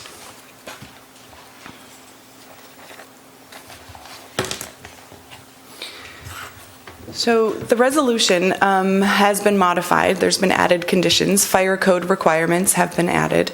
Public Works added a condition with regard to the impact on the sewer. And planning has added the landscape requirement condition that we spoke of earlier, as well as the additional parking space and the provision for to make sure that the applicant understands that this proposal is for short-term occupancy, as is defined in section 17.12.500, which defines exactly what an RV park is and limits the occupancy to a maximum of 30 days. And with that, it is staff's recommendation that Planning Commission adopt Resolution 25-16, which includes the findings and conditions for approval at 500 Atascadero Road. Thank you very much. I do have a couple things I'd like to add. If any of you had driven out there, you would see that the work had actually started out there, and that is a result of an issue that we're having with the Department of Housing and Community Development, state agency. They allowed the applicant to start work without proper permits from the city. There was a little bit of a confusion. I think the applicant owner is relatively new to the site and thought that they went through HCD for all the permitting requirements in the park, and they went through that process, and HCD gave them permits and allowed them to start work, and then we found out about it and ended up going out there and stopped working them. What you would see out there is infrastructure, though, related to the implementation of the plan that they have before you. And so there is, sewer lines, electrical lines, water lines put in place in the trenches that are out there right now. Literally, once we found them, we brought this forward fairly quickly because of the status of the site. It's an unfortunate situation. It's not one that I'm not unfamiliar with as far as dealing with HCD. There's always sort of been this, a little bit of push and pull type situations with them when it comes to permitting and what they think they have authority to do and what they don't. They do not, inside the park, have coastal development permitting authority for development. We have that. They also do not get to determine what uses go into the park. We have that authority, hence the reason for the interim use, which is a conditional use permit that we brought forward to you. And so I just wanted to sort of lay that out there. There's reasons why we're here, and and this was brought forward, I think, fairly quickly to you to address the issue of having open trenches and those types of things that are out on the site at this point. So I just wanted to kind of give you a little context there.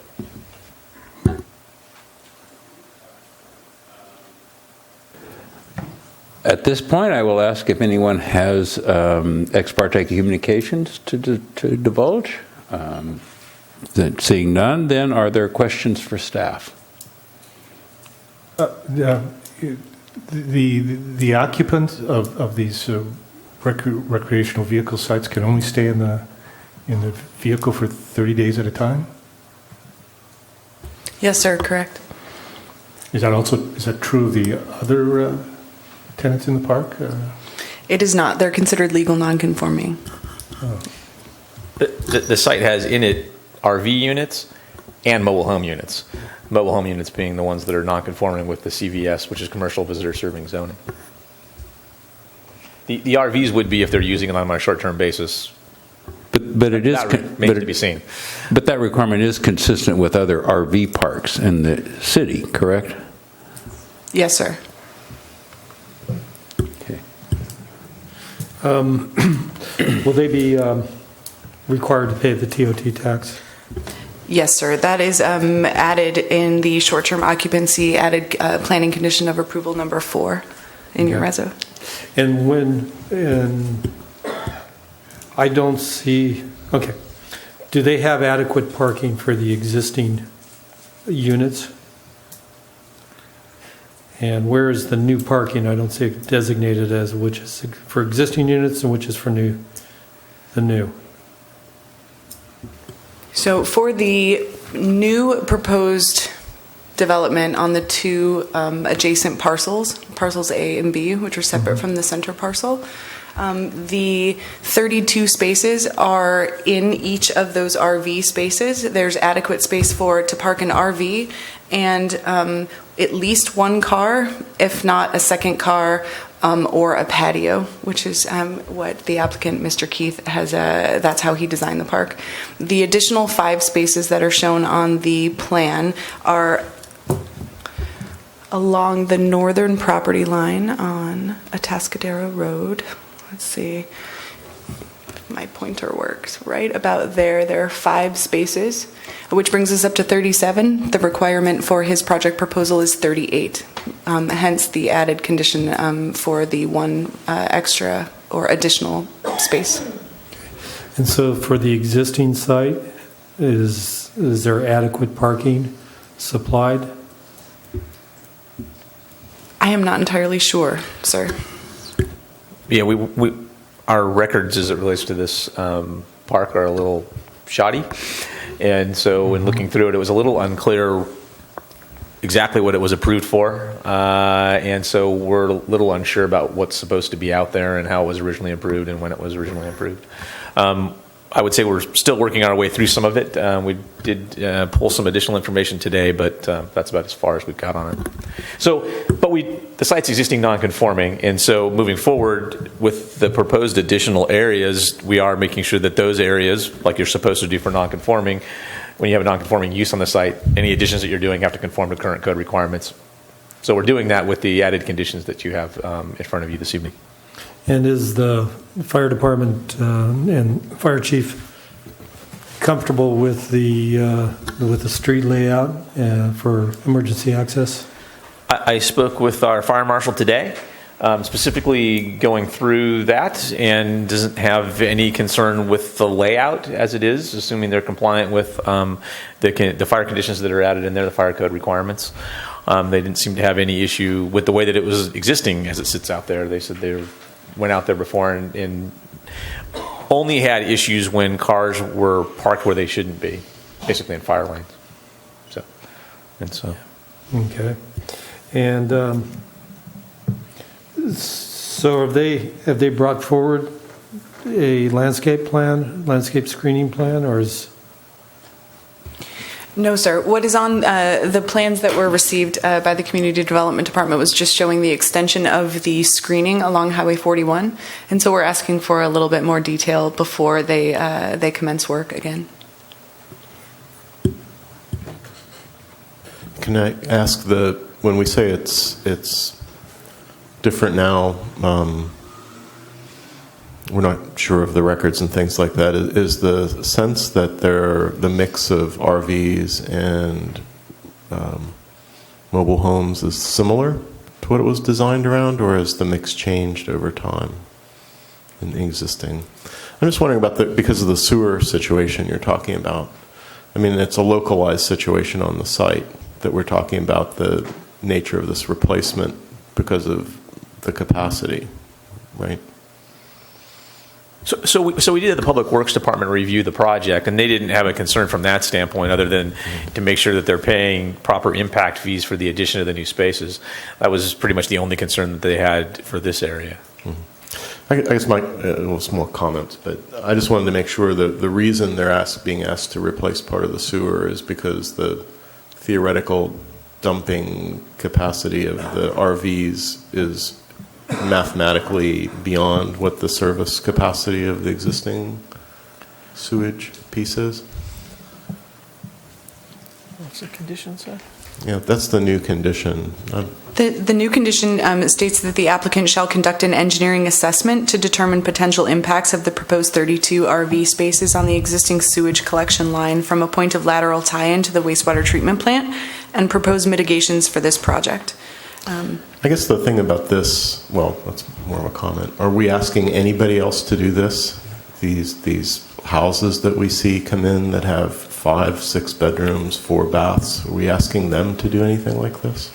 So we've had this. I think the Public Works has done it for things like right down the road, Sonic has done an analysis for it. We've had some of the projects like that come forward and do it. I'm not aware that we've had any single-family home specifically do that. Well, we had all those multifamily constructions built on 41 between, Main Street and Miners. I mean, were they asked to do anything like this?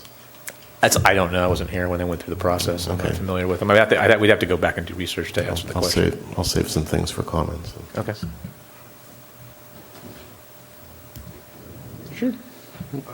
You're good? I just, I'm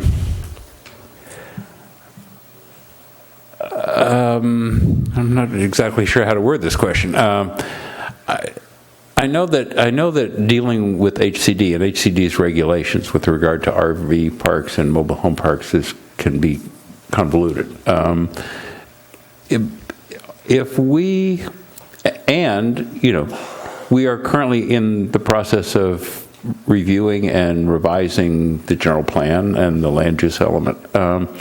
So is there any possibility that by approving this, we would be creating an entitlement that we would have difficulty dealing with, say, if as part of the general plan revision, this were zoned something other than M1?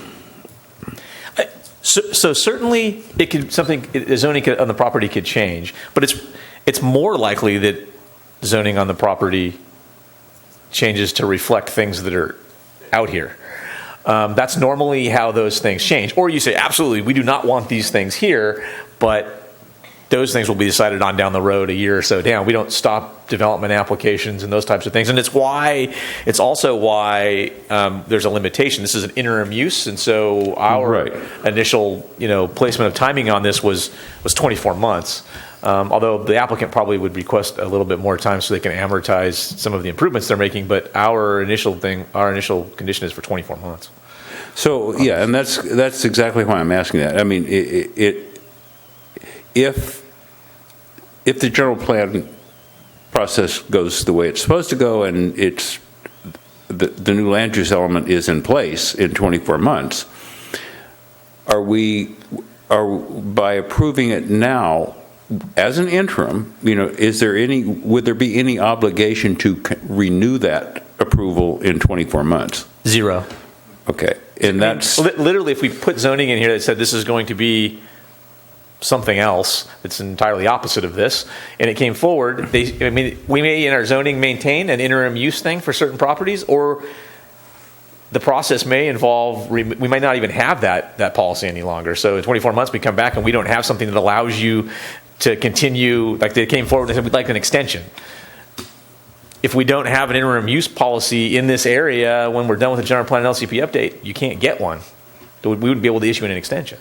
And we're not going to trip ourselves up with HCD is not going to come down and say, oh no, you can't do that. No, HCD doesn't have land use authority over the property. Only the city has land use authority over it. I've run into this problem before with HCD and floodplain. When I was in Pismo, miraculously off of Highway 1, forgot that one of our parks, or a couple of them actually, were in a floodplain for approximately 20 years. And so they weren't adhering to our floodplain ordinance, and so that was an issue, as you might guess. And so after we talked with them, they stopped doing that and would require them to come forward and get certifications from us. And that process continues in Pismo today. So this is a similar thing. We've had a couple of issues like this in the city where they thought they could allow certain things, and we said no and stopped work. We have another project that's sitting out there with a stop work notice on it for another RV park where they were putting in a permanent facility. Any permanent facility in an RV park is underneath the city's jurisdiction. From a land use standpoint. Now, we don't issue the building permits for those things, but we do issue the land use permits, which would be coastal development permits and conditional use permits. And that's entirely within our authority. Although HCD has tried to say that it's not, it is, and there's case law that backs that up. So no issue putting that out there. Okay. So anyway. It's an unfortunate situation, and it's unfortunate that the applicant kind of got caught in the middle of this. It came up, and so it was. This wasn't a lot of fun to have to deal with, but I'm trying to do the best that we can. And where is this park in relation to our floodplains? Has that been looked at? It has, yes, sir. It is outside of the floodplain. Yeah. Okay. It has been underwater at times. True. I believe it is just outside of the 500-year floodplain. It's significantly outside of the 100-year floodplain. It's not even close to the 100. Yeah. Which is where our regulations kicks in for things you have to do. So the mobile homes, as opposed to the RVs, they're on land that's also an interim use or not? So I'm not speaking of the additions we're talking about, but so the existing mobile homes are on property that is CVS and property that's M1.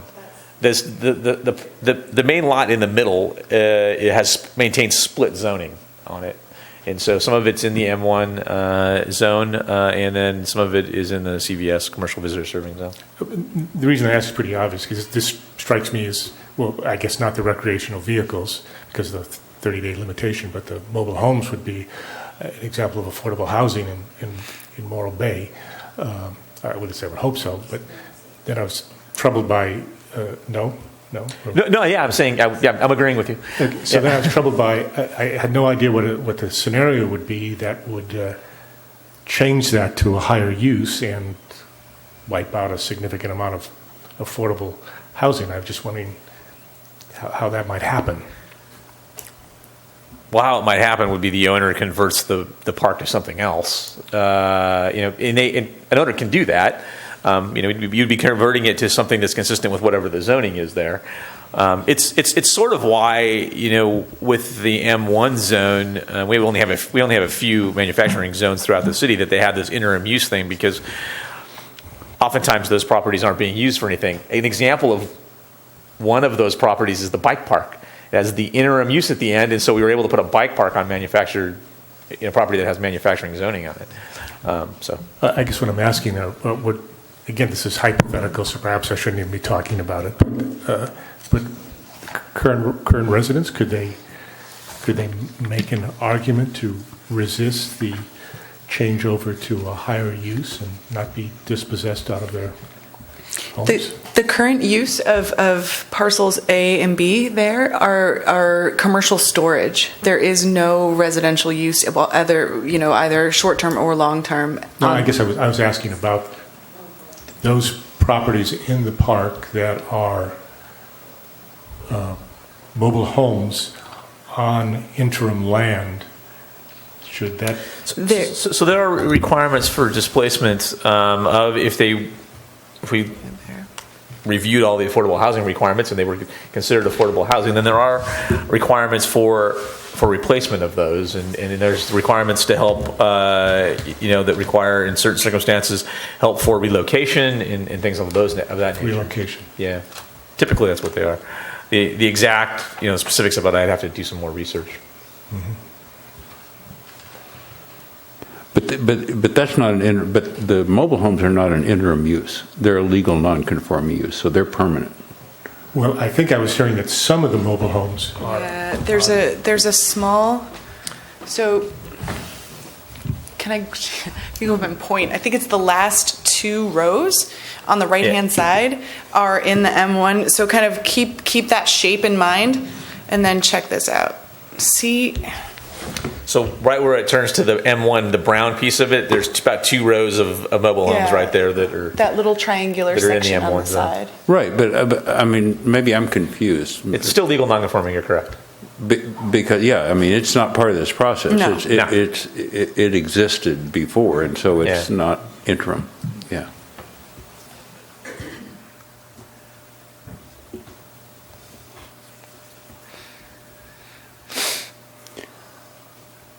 If there are no more questions for staff, this is a public hearing, and we will open it up to the public. We would invite the applicant or applicant's representative to speak initially, if you prefer to. Just wanted to say thank you and introduce myself. My name is Angus Keith. I'm one of the owners and the applicant, Silver City Resort, and appreciate your time tonight, as well as the staff, and also as well as a lot of the residents coming out to support the project and to find out about the project or more information. First, like I say, Scott and Joan did a great job of kind of trying to explain what was going on. I just hired a contractor and brought him out, showed him what we wanted to do, and he told me he would go to HCD and go through all the necessary steps to require the correct permits, and took us probably about a year and a half to go through HCD, get engineer plans and all the what I thought was the necessary procedure. And Scott's office contacted me right in the middle of the project and made me aware of some other issues. And like I say, it was very helpful. And I also, would like to do whatever it takes to try and do the project correctly. That was my original intent, and still is my intent. If I could answer any questions too from you guys, maybe I could be helpful in some of the questions that I've heard tonight. Maybe I could help answer some of your questions. Okay, we'll take all the public comment, and then we may come back to you with those questions. Okay, sounds great. But like I say, I do appreciate everybody waiting here tonight, and on behalf of all of our residents, we appreciate your time too.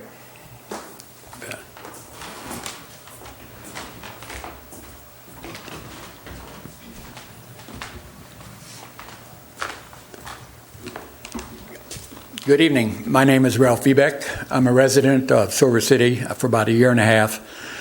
I just want to express that when we moved in there, these 2 lots that are on there that shows the storage, there was storage for rundown motorhomes, RVs, cars that didn't run anymore.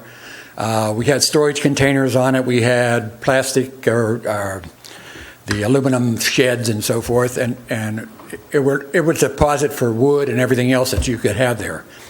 Mr. Keith came in with the idea of improving this park for the for the looks of it and for the use of it. And I think his project and what he has in mind to do in this park is very important to him, and I think to the residents of Silver City. And I think it's a benefit to me. It's going to increase my values of my place, and I think we're going to have a lot better representation of an area for Morro Bay. Thank you. Thank you. Anyone else would like to speak tonight?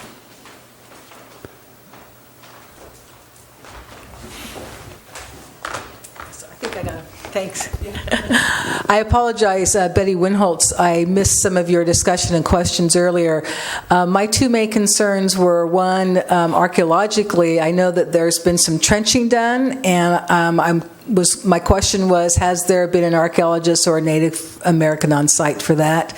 And my second question really has to do with traffic, because I go to Miners a lot, I go by there a lot, and for me, if you have temporary people coming in and out, particularly on weekends or 3-day weekends, we already have an impacted intersection there. It seems to me that's going to impact that traffic even more. There's really not a third turning lane there. Will you be requiring a turning lane to get into and out of the Silver City? Because they only have one ingress or egress. And with this kind of influx, I'm wondering if it needs another exit or entrance. I don't know. And my other concern would be, I'm almost more preferential towards temporary or permanent housing than temporary, because I think that would be less impactful on the transportation circulation. But then there's the implication that it may become that, and then how do you deal with, are the RV sites going to be big enough to turn into permanent sites with landscaping and other things that are enjoyed by the permanent people right now? I don't know what this current owner has done, but the previous owner had turned the front part where there were temporary RV visitors coming in into permanent now. And so they're much more squashed and put together, and I don't think they involve that same kind of pleasure as having that distance between the different homes. And so that becomes a concern for me about the concentration as well as the circulation and the archaeology. Thank you. Thank you.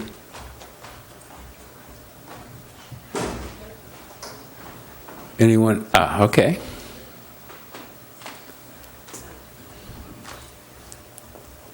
Hi, my name's Alberta Carter. They call me Bert. I've been at Silver City since 1999, and I'm very, very pleased with what I see coming up so far with Angus. As far as the traffic goes, we've always had traffic that way, but now they're saying they're going to be doing a roundabout, and there's also some other businesses going to go in there. So I think we're on the track in the park is going to be very good, not only for our tourist business for Morro Bay, but also for our living conditions in the park. The two areas that we had in the back that were storage, the previous owner even let them have businesses ran back there, like a plumbing business. They had a bunch of plumbing trucks and storage and stuff. It was just a total mess. And in the length of time that we've had Angus with us, very few months, he's got all that stuff cleaned out. He's done painting. He's done resurfacing. The place is really looking good, and I think Morro Bay would be really proud. Thank you. Thank you.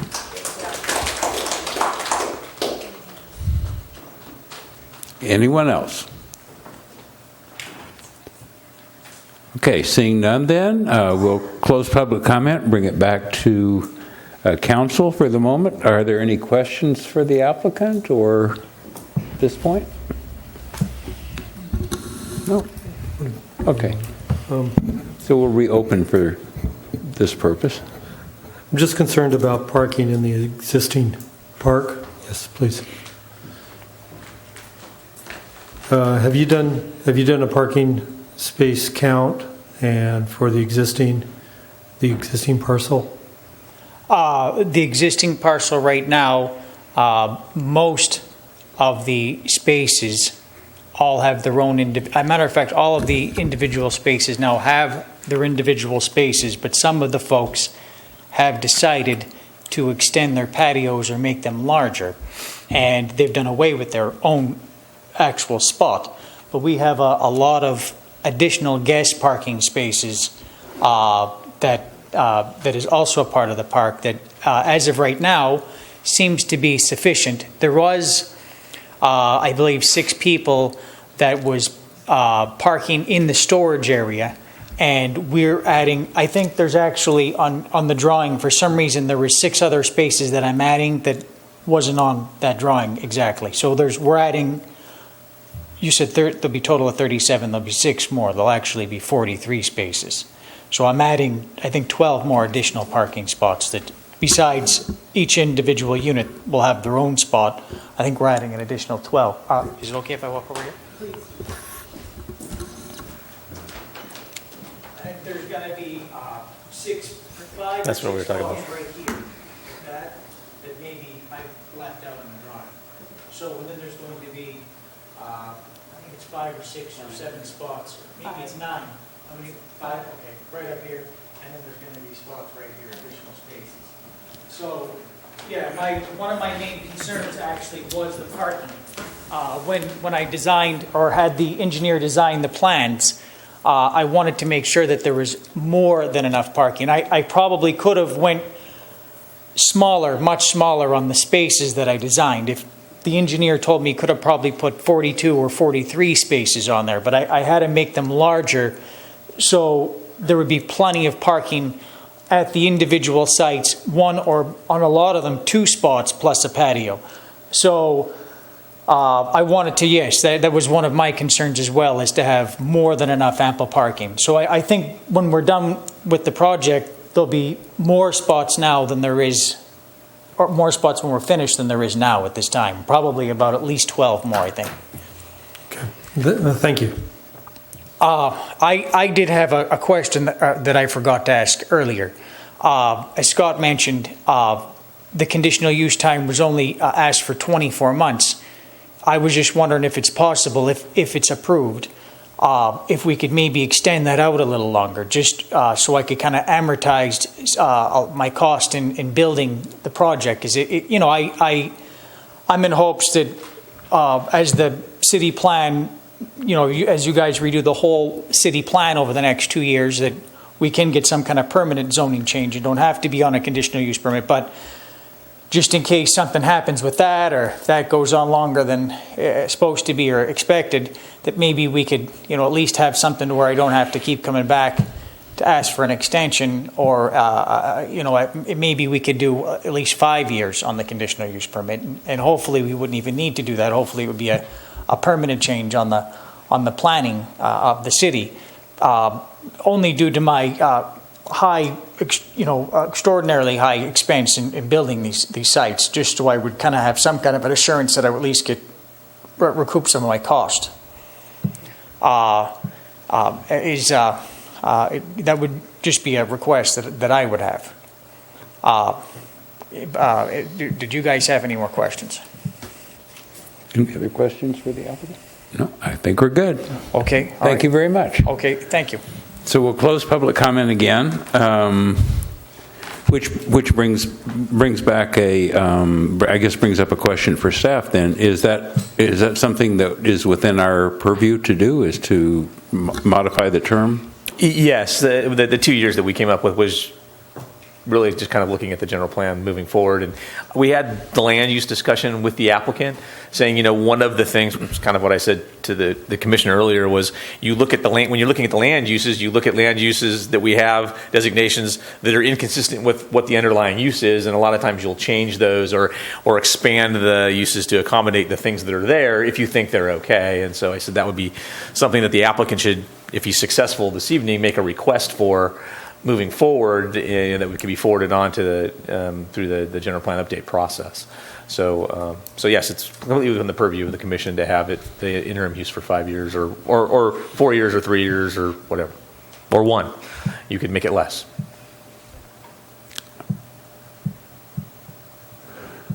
Okay. Who'd like to start off the discussion on this then? Okay. I'll go first on this one. Hey, a volunteer. Wow. Well, it's more a question to staff again. Do we have the authority or to request a parking count and on the existing parcel? Just pulling up Google Map, I see cars parked in the right of way. Cars parked in the basically what I would see as fire lanes. So I'm concerned about having health and having emergency vehicles come through there and not be able to get through. If I may, nobody right now parks on the street. Everybody right now parks in either their own individual space or in the guest parking. There's no one parking in the middle of the road or any fire. If he's going to speak, we need to have him come up to the microphone, otherwise we can't record it. Okay, but I'll open public comment again for purposes of this, but let's let the commission do their thing after this. Sure, okay? sure, absolutely. I apologize. Yeah, right now there's nobody parking in any of the in streets or in any fire lanes. Everybody's parked right now in their own individual space or in the guest parking. There's no. I just wanted to make it to your understanding when you said you looked on Google Maps. We wouldn't allow anybody to park. There's no street parking allowed in the park. So you have active folks on site, management that pay attention to that? Well, absolutely, yes. Okay. Yeah, we don't allow street parking. Okay, thank you. And just as an aside, I will confirm that when I went out and drove around the park, I did not see cars that were parked on the street or in the right of way. We didn't either when we went out there. Yeah. I got something for him. Okay. You're putting in, what, 32 sewer laterals there? Is that what we were doing? Utilities, we're hooking up 32 sites to the existing sewer system. Okay, your sewer system runs through the park and then it ties into Errol Street, right? I believe so, yes, sir. Yeah, and then you're, so you're gonna have 30, and then you're adding 32 water meters too then, yeah? 32 water meters, correct. Okay.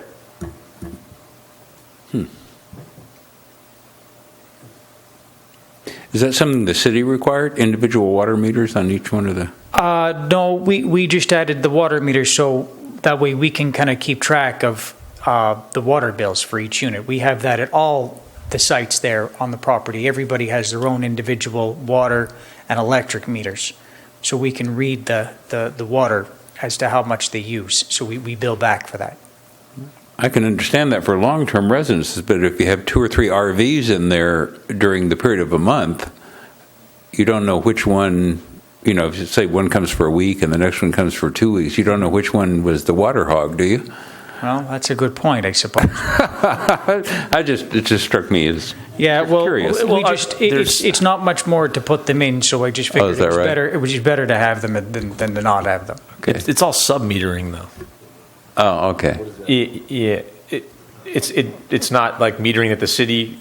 I think they have an overall larger meter for the entire park, and then they sub-meter to break it up. So yeah, okay. Because the city water meter is not cheap at all. Correct. No. I mean, so I was just trying to point out this is a different process. This is how they internally keep track of it. So how they could deal with somebody that was there for a short period of time. Correct. Thank you. Any other questions for the applicant at this point? Okay, so we'll. Sorry. No, not for the applicant. Oh, okay. So we'll close public comment and bring it back again. Okay, thank you. Okay, this is Scott. Seeing as there's 32 water equivalent units on this. Oh, sorry. So there's 32 equivalent water units. How does that affect our yearly limit? I mean, we don't ever come close to the maximum number of. Don't we have 50 per year? No, there's 100. Usually it's 100 and something. 100 and something. Yeah, and so this isn't. It doesn't. We're not going to come close. Okay, and which year would this go into effect? It would be. I mean, it's when they. I mean, so I think they would want to be moving forward. So they have to come forward to us and pay their sewer impact fees and their water impact fees like tomorrow. If they wanted to, if they were to gain approval, they would have to wait through the appeal period, and then they would want to start, I think, as soon as they could. So they would have to go through that process with us. Yeah. And so it would be likely in this year. I don't think he wants to wait till after the first of the year, given it's a rainy season. Would this go in the multi-unit basket, or would this go into the single unit? Single home? I'm not exactly sure how they're treated. I'd have to look at the ordinance. I don't recall off the top of my head for RVs. Remember what it was? If it's short term, it may be actually visitor serving. It may be commercial. Or industrial or commercial. I know that the water equivalency units were calculated using hotel and motel rooms. Yeah. Okay. There you go. Okay. So as a commercial use, yeah. So this wouldn't affect the residential. Correct. side? Yep. Okay.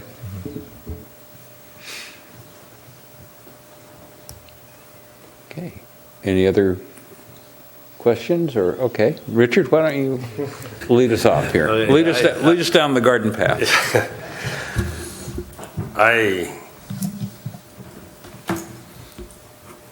I'm a little disappointed in the Public Works analysis on this. First of all, there's I'll give you a little history. There's a state water vault, they call water at Errol Street. And there's a sewer main that's right there. Several years ago, we were doing this study where we're trying to figure out where some of the nitrates were coming from in the Morro Basin. And one of the tested areas was right there at Errol Street. And it showed up that it has sucralose, which means there's sewage in that area, okay? That tells me that our infrastructure there is leaking because it showed up in the water well. My concern is the gentleman is putting in new sewer lines, but we're tying in to an already surcharging infrastructure. Okay, the big picture is we're running on a 301H waiver at our sewer plant, which lets us dump less than secondary treated sewage right in the ocean during a surcharging event. So when these units come in on temporary units, there'll be visitors coming in, and all of a sudden you get a surcharge. Okay. So I think that the impact on the sewer impact on this project is going to be noticeable at the very least. The traffic situation I am concerned about. I personally would rather see, like, if we are going to impact our infrastructure like this, I would like to see, to me, this is like kind of like vacation rentals, almost like for vacationing people, short term. I would almost like to rather see affordable housing or permanent housing in those areas in that genre, okay? So I'm really disappointed, basically, in the Public Works analysis on this, and I don't know what else. It's not really fair to the applicant. It's just that I would like to. I'd just like to state that for now. Michael? Well, I share the concern about our infrastructure, but as I mentioned before, we just had a major multifamily piece built up the street from this. We just approved a community swimming pool with a pool house and administrative building over at the high school down the street. And this is somebody who's investing in. I share your concern. I wish this was more housing instead of short-term RV. But I'm all for trying to do anything we can to support these pockets of affordable housing and reasonable visitor-serving commercial. I'm completely in sympathy with Ms. Winholtz. We know we have sites across the street and all the way up 41. Was this checked for archaeology relative to those? So I don't know if HCD, as part of their excavation, has done that. But what I would suggest, I think Ms. Winholtz has a great point, and we should add a condition to make sure that we're making that we have somebody go out there and look, because we know don't miners had issues. There's documented sites in some of these more recent permits that I don't think that's unreasonable at all. It's also been a site that's been improved, or for lack of, it doesn't sound like anybody thought these were improved sites, but whatever these storage areas where people had been doing things on these sites previously, so it's not like it's new. There's fill out there too. Yeah. So I'm in favor with the the addition of the archaeological investigation. I think the access, that's a pretty strange little spell there of 41 between that little liquor store that's there and it's really a kind of a Wild West road edge there of coming and going. I frequently, not at the liquor store, but I'm frequently on that road. Maybe after tonight I'm going to go there. But I do think when the roundabout or whatever resolution is there, that whole section in there probably needs to be have something taken a look at. But I'm in favor. I really I think we ought to support the people that are helping us have this kind of high density work in town, and I think this is a great place for it.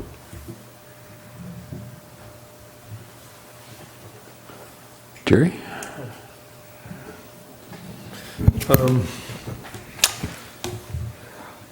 I'm kind of happy to see a little more TOT come into town. The city can use the revenue. Of course, it would be great. We also need low cost, low income or workforce housing also. But I think Silver City supplies a lot of that on its own, and I think that's always been a historical spot for that, and I think that's appropriate. I'm concerned that we don't have the landscape plan to review. That's I would almost like to continue this item with, so that we could review the landscape plan to make sure that it's properly screened. We have on these mobile home parks and RV parks, we have a problem with screening throughout the city. We've had some that have been required to be screened, and 30 years later, they're still not screened. So, 41 is our main access point, and it's where a lot of the people, a lot of the tourists, and a lot of the people coming and going from Morro Bay. So I think that's important that we review it, or we're really comfortable with staff reviewing that plan, the landscape plan. So I want to kind of throw that up to the commission.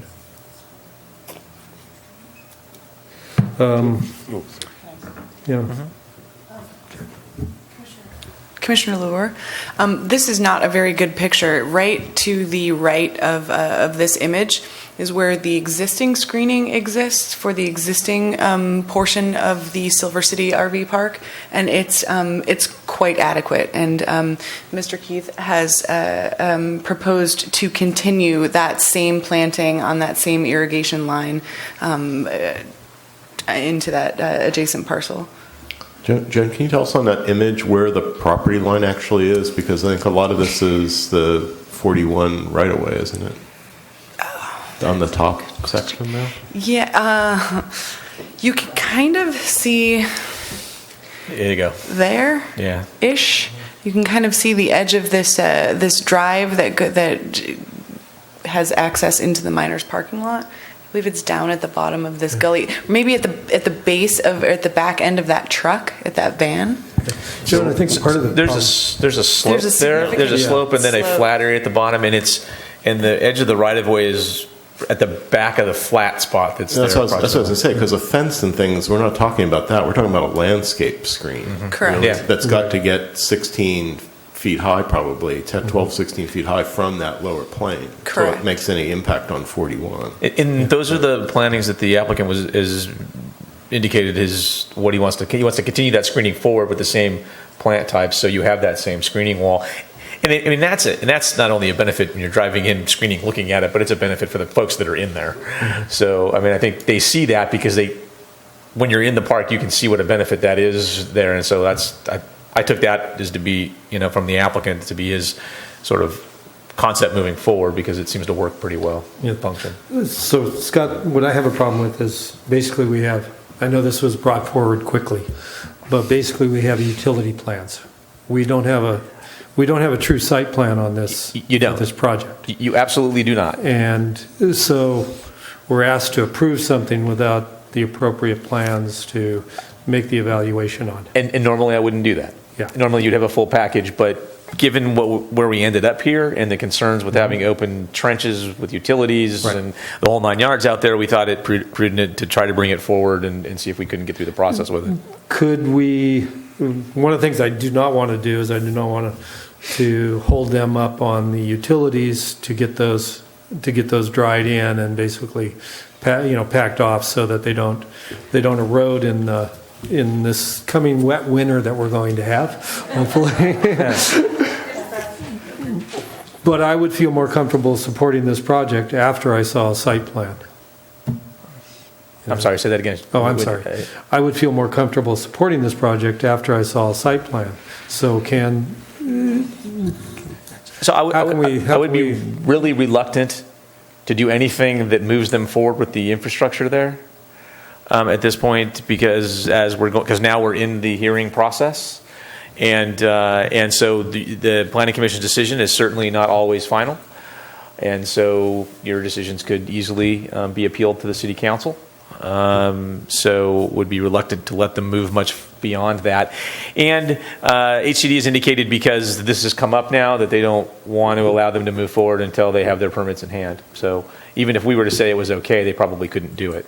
So the only thing I'd say about the screening is, if the city staff feels that the screening that is on the property is satisfactory, it's one thing to say we don't have a plan and we don't understand what they want to do. It's another thing to say this exists, this is what we're going to do to match that. That talks about, it's almost like you've got a model there that you've got to get that. And that's what we thought. I mean, it seemed like if you didn't like that, then probably need to have some more conversations. If that was an acceptable means of screening, then that's what the applicant's proposing, and that's what we'd be moving forward with. But in all fairness, there's a little more to a landscape plan than that. I mean, we don't know if they're planning to plant 24-inch tubs of these plants, or if they're planning to plant 1-gallon pots, or you see, there is a little bit more detail involved in the landscape plan. Which is why we required them to submit it to staff for review and approval before work commences. I mean, I don't think 1-gallon plants would be all that great, but yeah, this is one case where the code actually says that it has to be reviewed by the Planning Commission. The landscape plan has to be reviewed by the Planning Commission.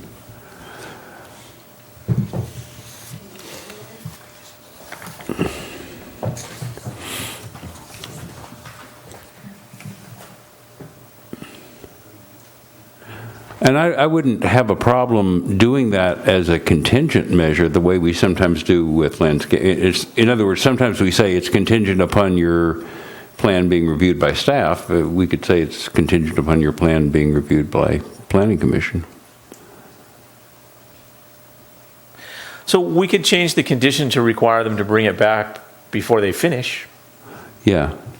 Because the landscaping is going to be the last thing anyway. I mean, that's what I was thinking. I said, hey, they can put the plan together. We can agendize it, and it can be specifically for that item to be brought back to the Planning Commission. That's fine. That's completely acceptable. I mean, that's a process I've done in the past, so that's okay. Yeah. I'd be more comfortable with that. Okay. Yeah, we can do that. If the Commission's comfortable with that, I'd be happy to craft a condition for that. And then I would support a condition for an archaeological review. Yeah, we definitely want to do. We're definitely going to be doing that. That was a good idea by Ms. Winholtz. I think if we look at our ally Google Earth on here, since we don't have it in the presentation, it does seem like the mature plant material is maybe to the ridge line, roof line of most of the RVs, but you're up higher than that. So you're tending to see the rooftops of everything, but you're not necessarily seeing the face of all the units. So it's not screening the fact that there's an RV park there. And there's also some gaps in it that I think we'd want to make sure it's continuous instead of this kind of gap thing. My recollection of it was a little denser than this. But, and I don't know when this was shot. This may be I'm not seeing the metadata here when the image was taken, but it looks to me as if from 41 you're seeing the whole expanse of the roofscape of the park all the way over to the back of the property.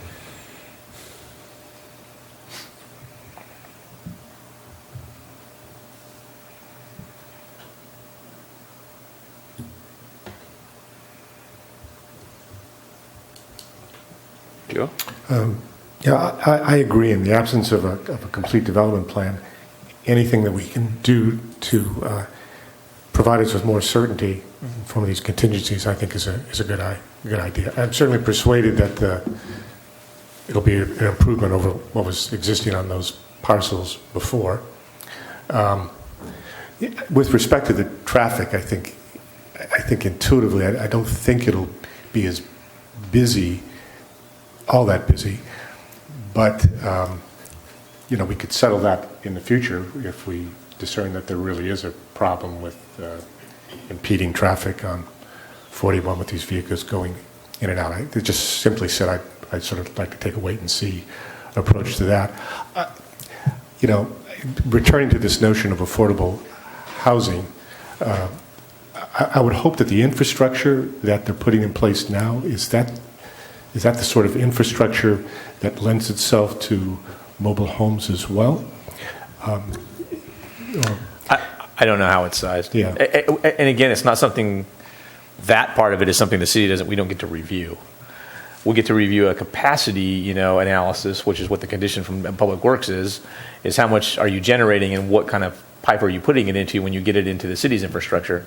But on site, that's entirely within the purview of HCD. Yeah, well, I wasn't suggesting that I was just thinking it would be fortunate if, in fact, that could accommodate so that he's essentially putting in an infrastructure that could, at a later date, suffice for affordable housing. And I guess I would imagine that the provision for the 30-day limitation is sort of enforced by complaint of some. Is that the way it's enforced? Well, so if the city were to choose to, like it does for hotels, could audit the RV parks. Majority of them have conditions that require 30 days or less from a stay standpoint, which means you're subject to TOT and you pay the TOT consistent with Chapter 3 of the Municipal Code. Chapter 3 and Chapter 5 deal with those. So it's because it's a transient use as defined, and RV parks are included in the definition of transient. So good, because I'm not suggesting that we change that. I was just wondering what it was the enforcement procedure was. Okay.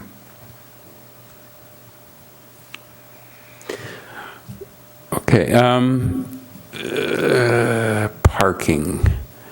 I can, from just looking around, this place would need one parking space per unit, on site at the unit, plus like 60 more, because for permanent mobile homes, it's one half parking space, guest parking space for each residence. And I'm pretty sure that's not there, largely because of what the applicant said. People have taken that parking space and used it and I assume that's a choice they've made. They don't have a car or something. But my observation was that it did seem to be working. People were not parking out in the street, and so not that we really have authority over the existing development anyway, except to the extent that this is kind of an addition to a non-conforming use. Well, excuse me, let me interrupt you for a little bit. In the fire conditions, it says that no vehicle parking shall be allowed on 2-lane roads less than 32 feet in width. So that's pretty pretty clear that as long as they keep the roadways clear, then the parking's their problem. Right. You know, and that's my concern too. The one thing that I'm, also in this fire conditions is, except for the approval of security gates, they're talking about 20-foot widths, except for the approval of security gates. Are there any gates, security gates or exclusion gates Proposed? No. Proposed, no. Okay, if they decided to create this as a gated community, would they have to come before the? Changing how the use functions, yeah. Okay. And if they were to put it in like this, we would have the ability to make them take it out if we were not okay with it. Okay. Yeah. The other concern that I initially had was emergency ingress and egress, just because there's only one entrance, you know what I'm saying? And my concern was, what if a fire started next to that entrance? But Joan pointed out to me that there actually are a couple of other exits that could be used in an emergency. There's one that goes out on Errol Street and then goes out to North Main. There's actually a gate there. And there's actually a gate that goes into the miners' parking lot that could be used in an emergency. So I felt a lot better about, I would kind of like to see a condition that those gates be fitted with closures that can be opened from the inside, so that if there were a fire in the middle of the night, the residents could One gate going to get them open and get out. What's there? In terms of short-term versus long-term, all we have on the table right now is short-term. The code doesn't permit long-term, so it's either short-term or nothing at this point. So, I certainly see what's going on here as a big improvement over what exists. I mean, this is land which has basically been laying fallow, and will be put to use, providing, we have a mandate to provide affordable housing. We also have a mandate to provide lower cost visitor serving accommodations. And so, it'll help the city out with that goal. With the fire department signing off of it, with the emergency access thing kind of, in the back of my mind, and with the provision that we're going to get to take a look at the landscape plan, I don't see any stumbling blocks here.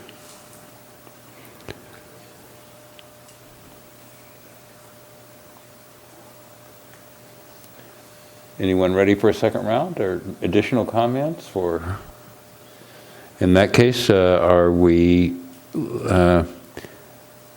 Let me just ask if the commission is amenable to the idea of asking for some sort of closure on those gates that would allow them to be opened in an emergency. Sir, just for clarification's sake, there is one gate at the end of Errol. There is not a gate in between right where you're looking. Is it a slide gate, Mr. Keith? Into miners? It's no gate. There is no gate going into miners. Just open. Yeah.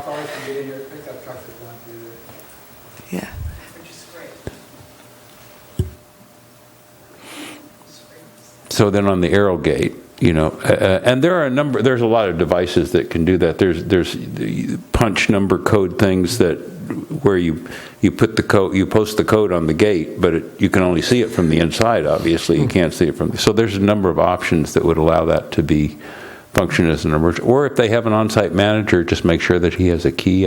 That's the other possibility, I guess. Did the fire department say they'd like to have access to a lockbox to get in?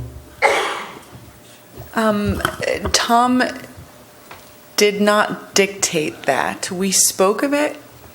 He would appreciate it, but he did not think that it was necessary to add as a requirement. So we could make it part of that. I mean, it seems like if he was interested in it but didn't go that far, that's probably not an inappropriate condition. We don't have any of the neighbors of the surrounding parcels, but I just know from kind of a urban fire protection idea that if I've got a high density zone that has a contribution to, we've got the corridor, the riverine corridor there that could be tinderbox, and then you've got those new commercial entities toward Main Street. I don't think it hurts to have extra fire access to a parcel if they can turn a corner a little faster and get in there another way.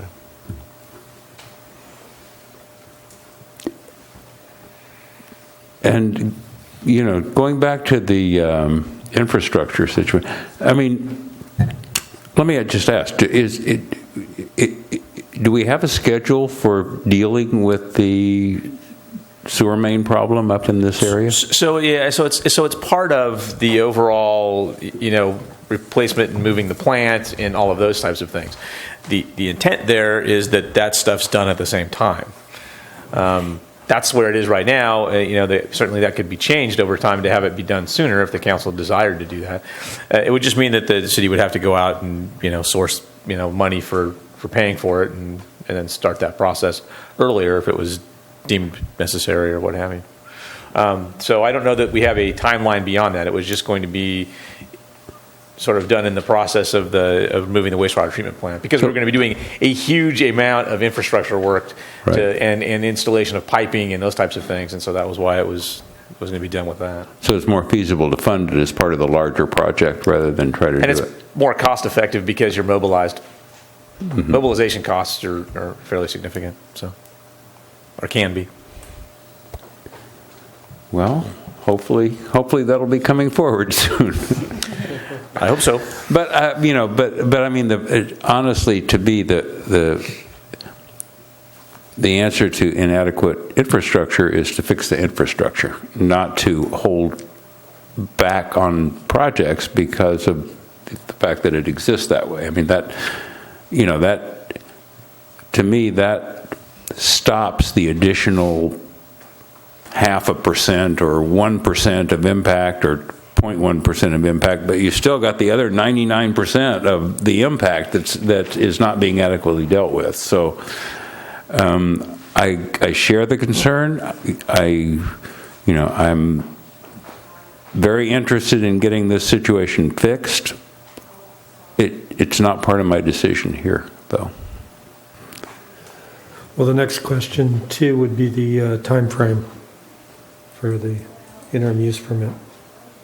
Right. Good point. Any feelings on that?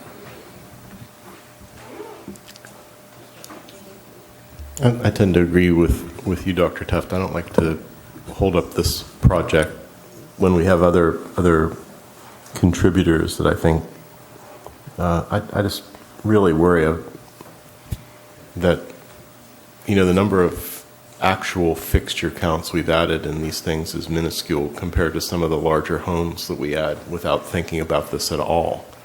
And, you know, the RVs only have a handful of people in, and you know, the house on my street that is an Airbnb now has 6 cars every weekend out in front of it with, you know, 12 people in that house. And that's as much as 3 or 4 of these RVs. So I don't want to penalize this developer for something that's a larger institutional problem that the city has. That I think in the future we need to really address what are adequate infrastructure costs in the permit process, as well as what's an adequate and reasonable way to attribute the costs of some of these ultimate changes. I mean, the equitable way the new wastewater recovery system gets done is a big issue. The technology's big, but the equitable way that it gets paid for, these are our best. This is some of our best housing. It's the only stuff people can afford. I don't want to penalize that person for short-sightedness elsewhere.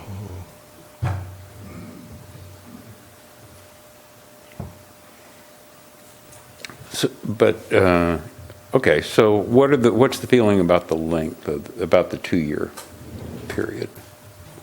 I'm fine with extending it because it basically says we're going to guarantee this is this kind of housing for 5 years, and not putting in a, you know, plumbing supply outfit or you know, something else. You're suggesting 5 years? I'm happy with 5 years because that says that's going to be there for 5 years and not something else. Because if it's industrial, I don't know what's going to go there.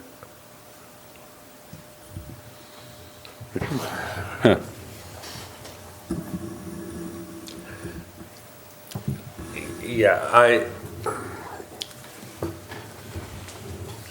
when I read this, I was like, okay, this is, too much. But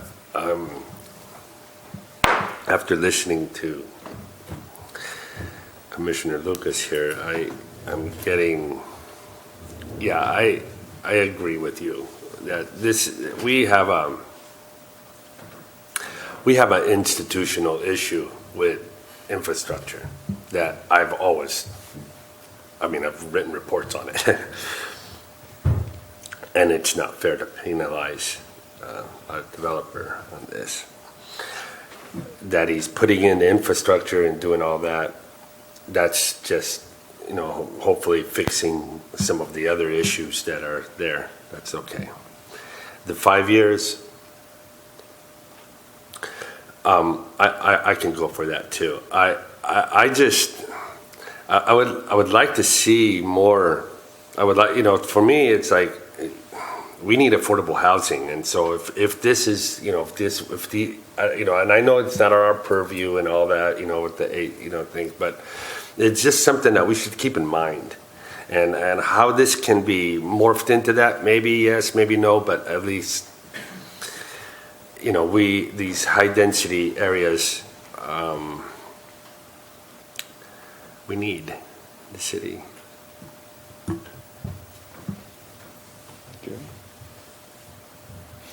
I don't have any problem with 5 years. You're doing infrastructure here. It needs to be amortized over more than a 2-year period. Yeah, I agree. The applicant has my sympathy for the monies he's expending for the infrastructure. And I think it's also important that the applicant hear that we are really disposed to trying to provide affordable housing. And if he can come up with an idea, a scheme that might someday convert this into that, that we would in all likelihood support that.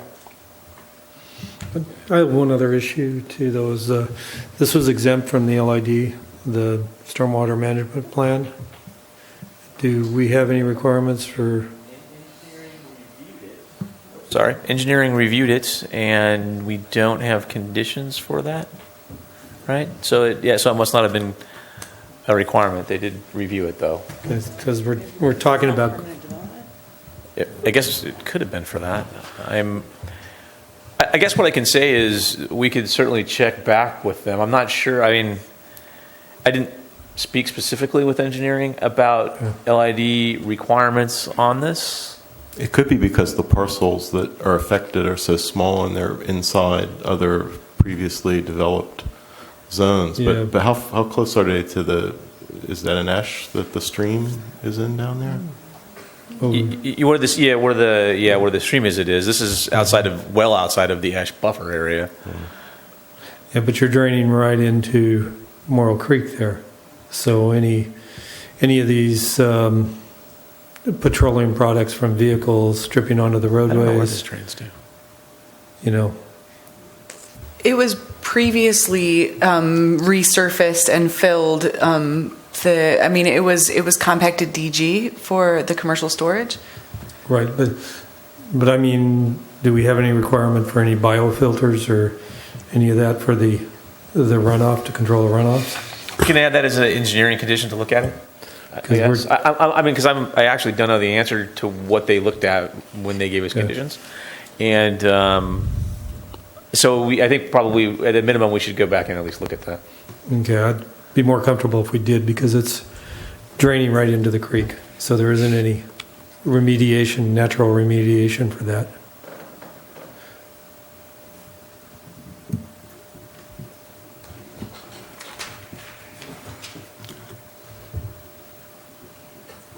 So that would take the form of like direction to staff to review the stormwater management situation. Yeah, so we have policies in place. So I mean, literally, it's a code requirement. So they would have to comply anyway. And so you giving me the direction to go make sure I find out whether they need to do something or not is sufficient for us to make sure that they comply. Yeah.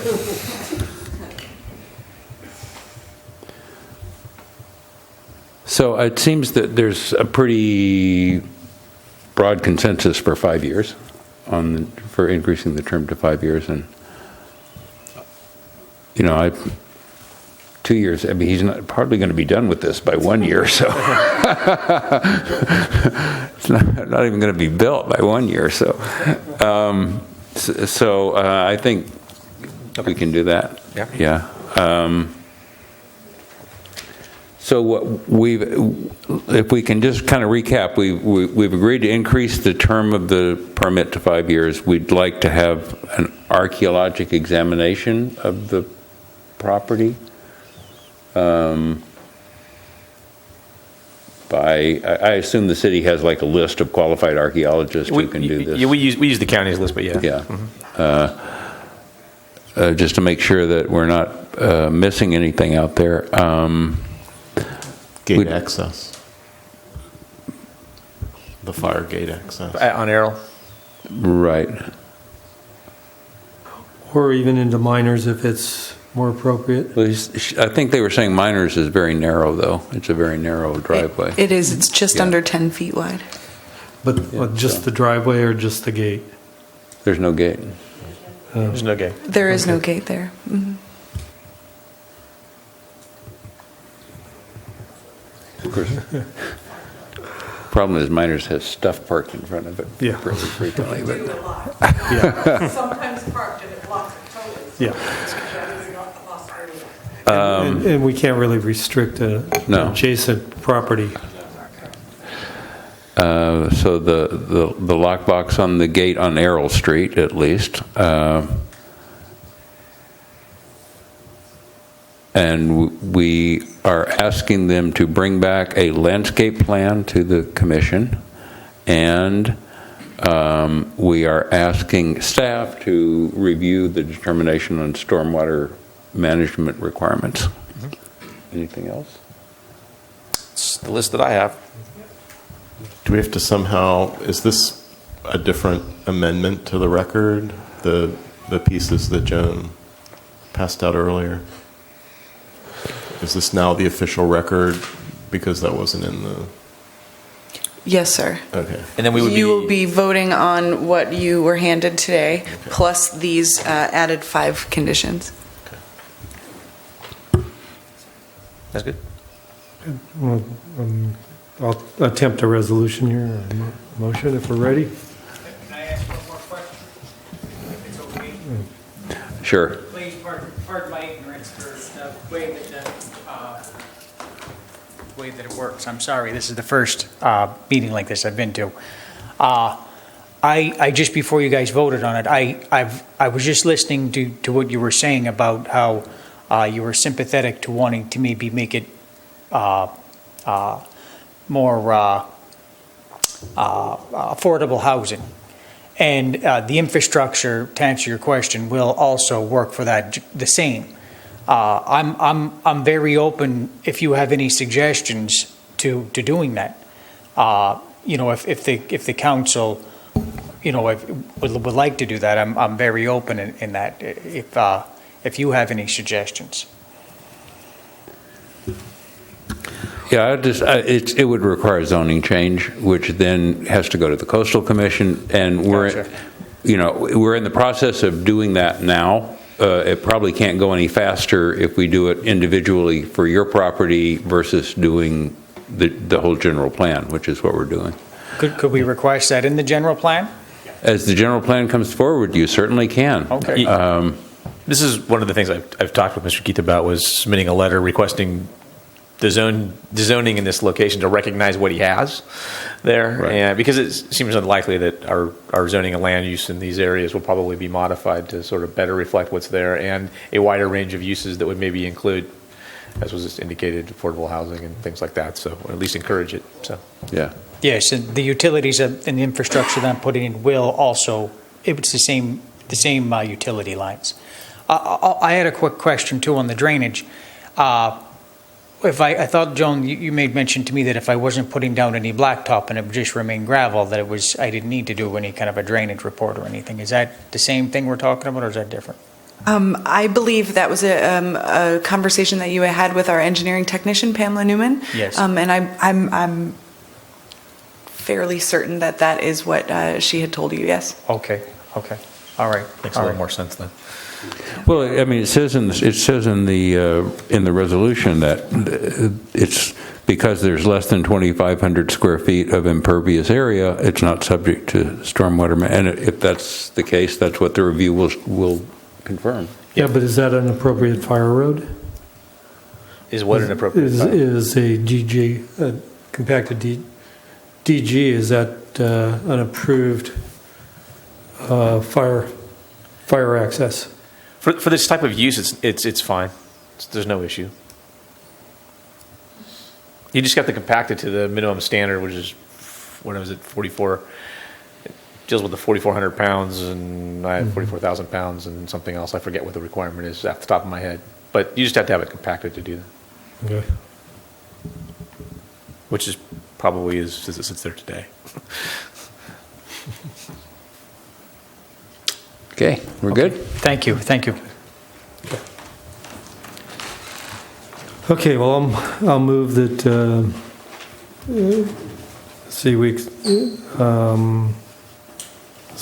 we pass resolution number PC 25-16, resolution of the Morro Bay Planning Commission approving interim use permit UPO-458, which includes approval for a change of occupancy use from storage to short-term RV parking at 500 Atascadero Road, with the additional conditions as mentioned. I'll second. We have a motion and we have a second. Do we have any discussion on the motion? Seeing none, could we have a roll call, please? Commissioner Lucas? Aye. Commissioner Sadowski? Aye. Commissioner Luer?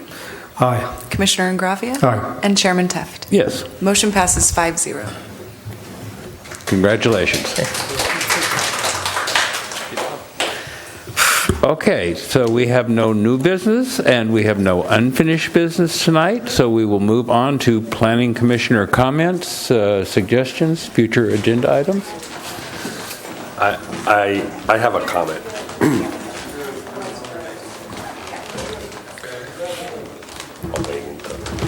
Yeah.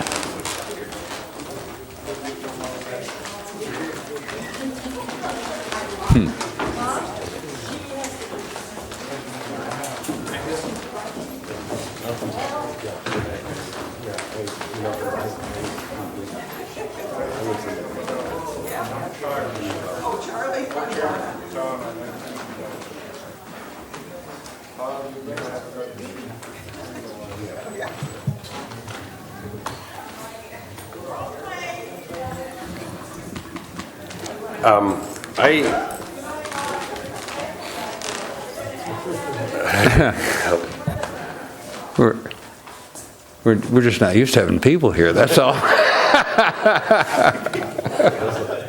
Especially after 9. Yeah. First of all, I want to make a comment on the WRF project. And this, usually we have the citizen advisory meetings right before our planning commission meetings on Tuesdays. And this WRFCAC meeting was canceled at the last city council meeting. I took issue with it because at the last meeting I had wanted to agendize an issue that I think is a fatal flaw with the project. And I was told that the agenda was too full. And so I was expecting this issue to come up on this agenda, and then this issue was canceled. The issue in question that I have has to do with the massive lift station that is being proposed at the current location of the wastewater treatment plant or there in the vicinity. And I've asked the consultants and staff,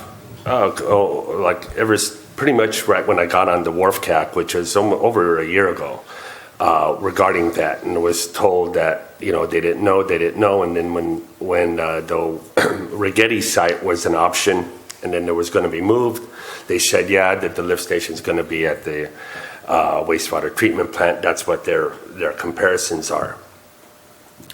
Just to give you a little background, in 2003, I was involved in building a lift station right there on 24th Street in Cayucas. It's right on the beach. It was pretty much on the beach, and we're doing and they were moving it inland. So, and I worked with Coastal Commission staff on establishing conditions on what was going to be required. And this was before sea level rise and climate change was really taking hold. And my concerns were always there that this is a fatal flaw, and with the project, because you can't. The Coastal Commission stated you got to move the wastewater treatment plant and to manage your treat, but you can't. Critical infrastructure was going to be moved, but you can't replace critical infrastructure with other critical infrastructure. And I feel that this matter was. I'll just tell you straight up, politicized, because I feel that the project, the way it's going, is we're spending a whole lot of money on that. I have a lot to offer as far as for the public to learn regarding that, because I have the experience there. I've yet to meet somebody on the consultant staff that, when I ask them, they say they're not there yet, okay, but we've spent $500,000 to Blackland Beach and not being there yet. For those of you who are not familiar, I have an idea to put it on the concrete plant. I think would be a good area. I've also experienced with liquefaction damage. And when I worked in Cayucas, we were the only town in the whole county that got 24 projects approved from FEMA from the San Simeon earthquake on liquefaction damage. So establishing that infrastructure as well. So I think it was a huge disservice, and I'm disappointed. It was a huge disservice to cancel that meeting and not being able to engage in a public forum and educate the people. That's what we do here. I've written reports on that. I don't make any money on it. I just, I'm sharing my blessing that I was given, this knowledge. And that said, I just feel that, and that's one of the, and I'll just say it, that's one of the reasons that I'm running for city council. And I feel that we can do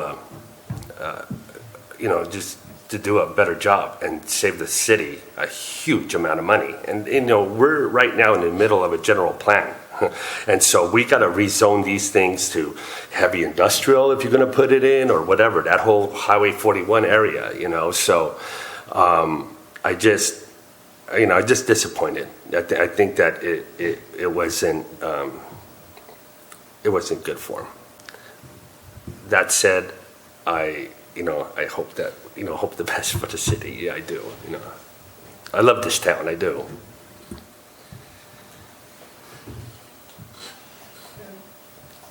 I'll be very brief. This is with respect to the telecommunication carriers and the installations, and anticipating when we next meet with them that they will be less than enthusiastic about my suggestion of putting them below surface.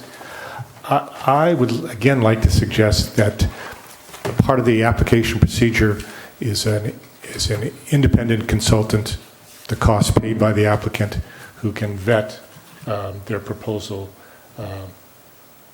basically vet their proposal.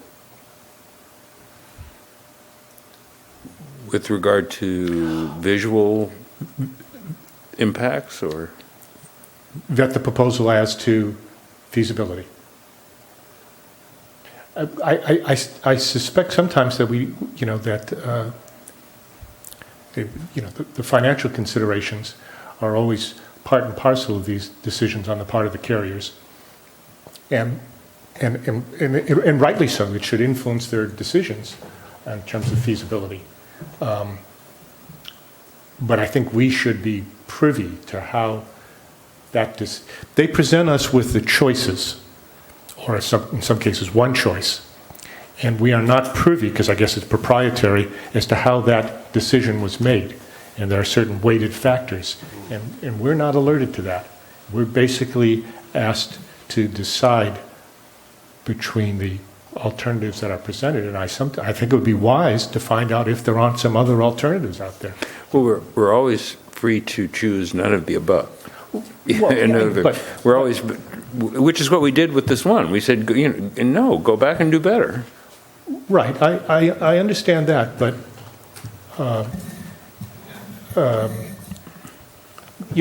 we want to encourage this kind of development, but we really want to find out, what the best way to do it is. And I mean, I have no technical expertise in that area, and I know some of you do, but I think we're sort of outmanned sometimes by the engineering presentation that these well-heeled carriers can make. And I just think we ought to kind of man up a little bit.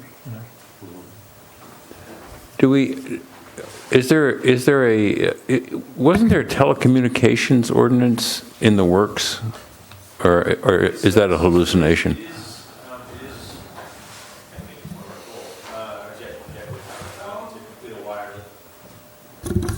I think it's one of our objectives to complete a wireless ordinance as part of the general plan and LCP update. So as we get into usually those are in your zoning ordinance. So as we get into the discussions on the zoning ordinance, we'll be talking about preparation of this. It might be something that we pull out separately and are running with. We have sort of a lot of expertise with our city attorney's office on these. One of their attorneys specializes in wireless telecommunications law. I think we brought her to the Planning Commission meeting before. And so we're working closely with those folks to help bring something forward. And certainly your input will be very pertinent to that process. Because the reason I ask that is I think part of our problem is we haven't told them precisely what we expect, and some cities do. Some cities say, you can't put them here, you can't put them here, so it's kind of I think it's kind of a two-way street. We're not giving them a clear picture of what the box is that they have to work in. Yeah, right. And they're making some financial assumptions based on that very ambiguity, and then they might be waiting until pressed further to make any changes. But part of the so problem, it is one of our objectives. It's one of the things I'm supposed to be doing. It's one of the things I've had conversations with our, Michael Baker on as far as our zoning code update, portion of this, and we're just now sort of getting to the beginning stage. We dipped our toe in land use at our last General Plan Advisory Committee meeting. That was about as far as we've got. But now we'll be wading into that piece of the update process. So we'll start churning on that a little bit more. well, part of the problem is we don't have location and coverage density for our existing facilities now. So it makes it hard to make a logical choice of whether, even if these are needed or not.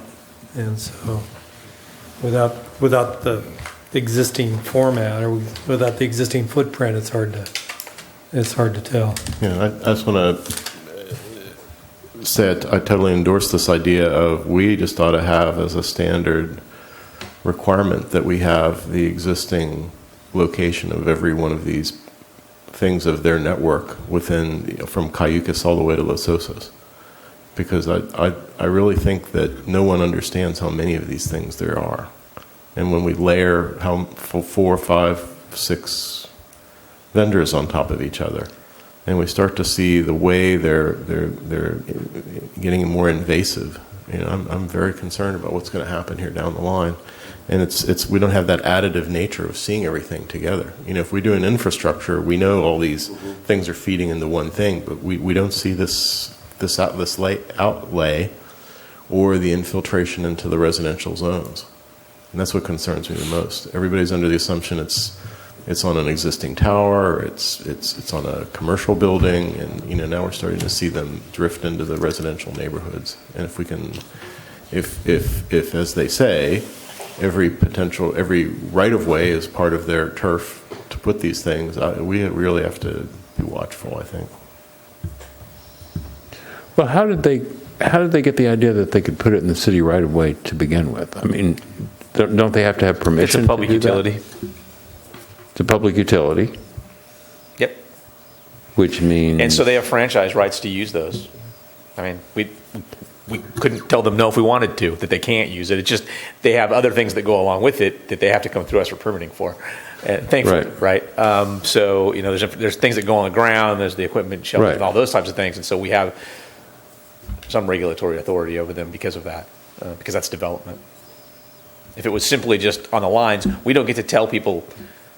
We don't own the phone. The phone lines, the PG&E's lines, those things. We don't own those things, and they can pair up whatever they want on those, and we don't get to really tell you whether you can put your stuff on it or not. So we can underground some of those. We can't underground this. Yeah, exactly. Some of the stuff you can. So.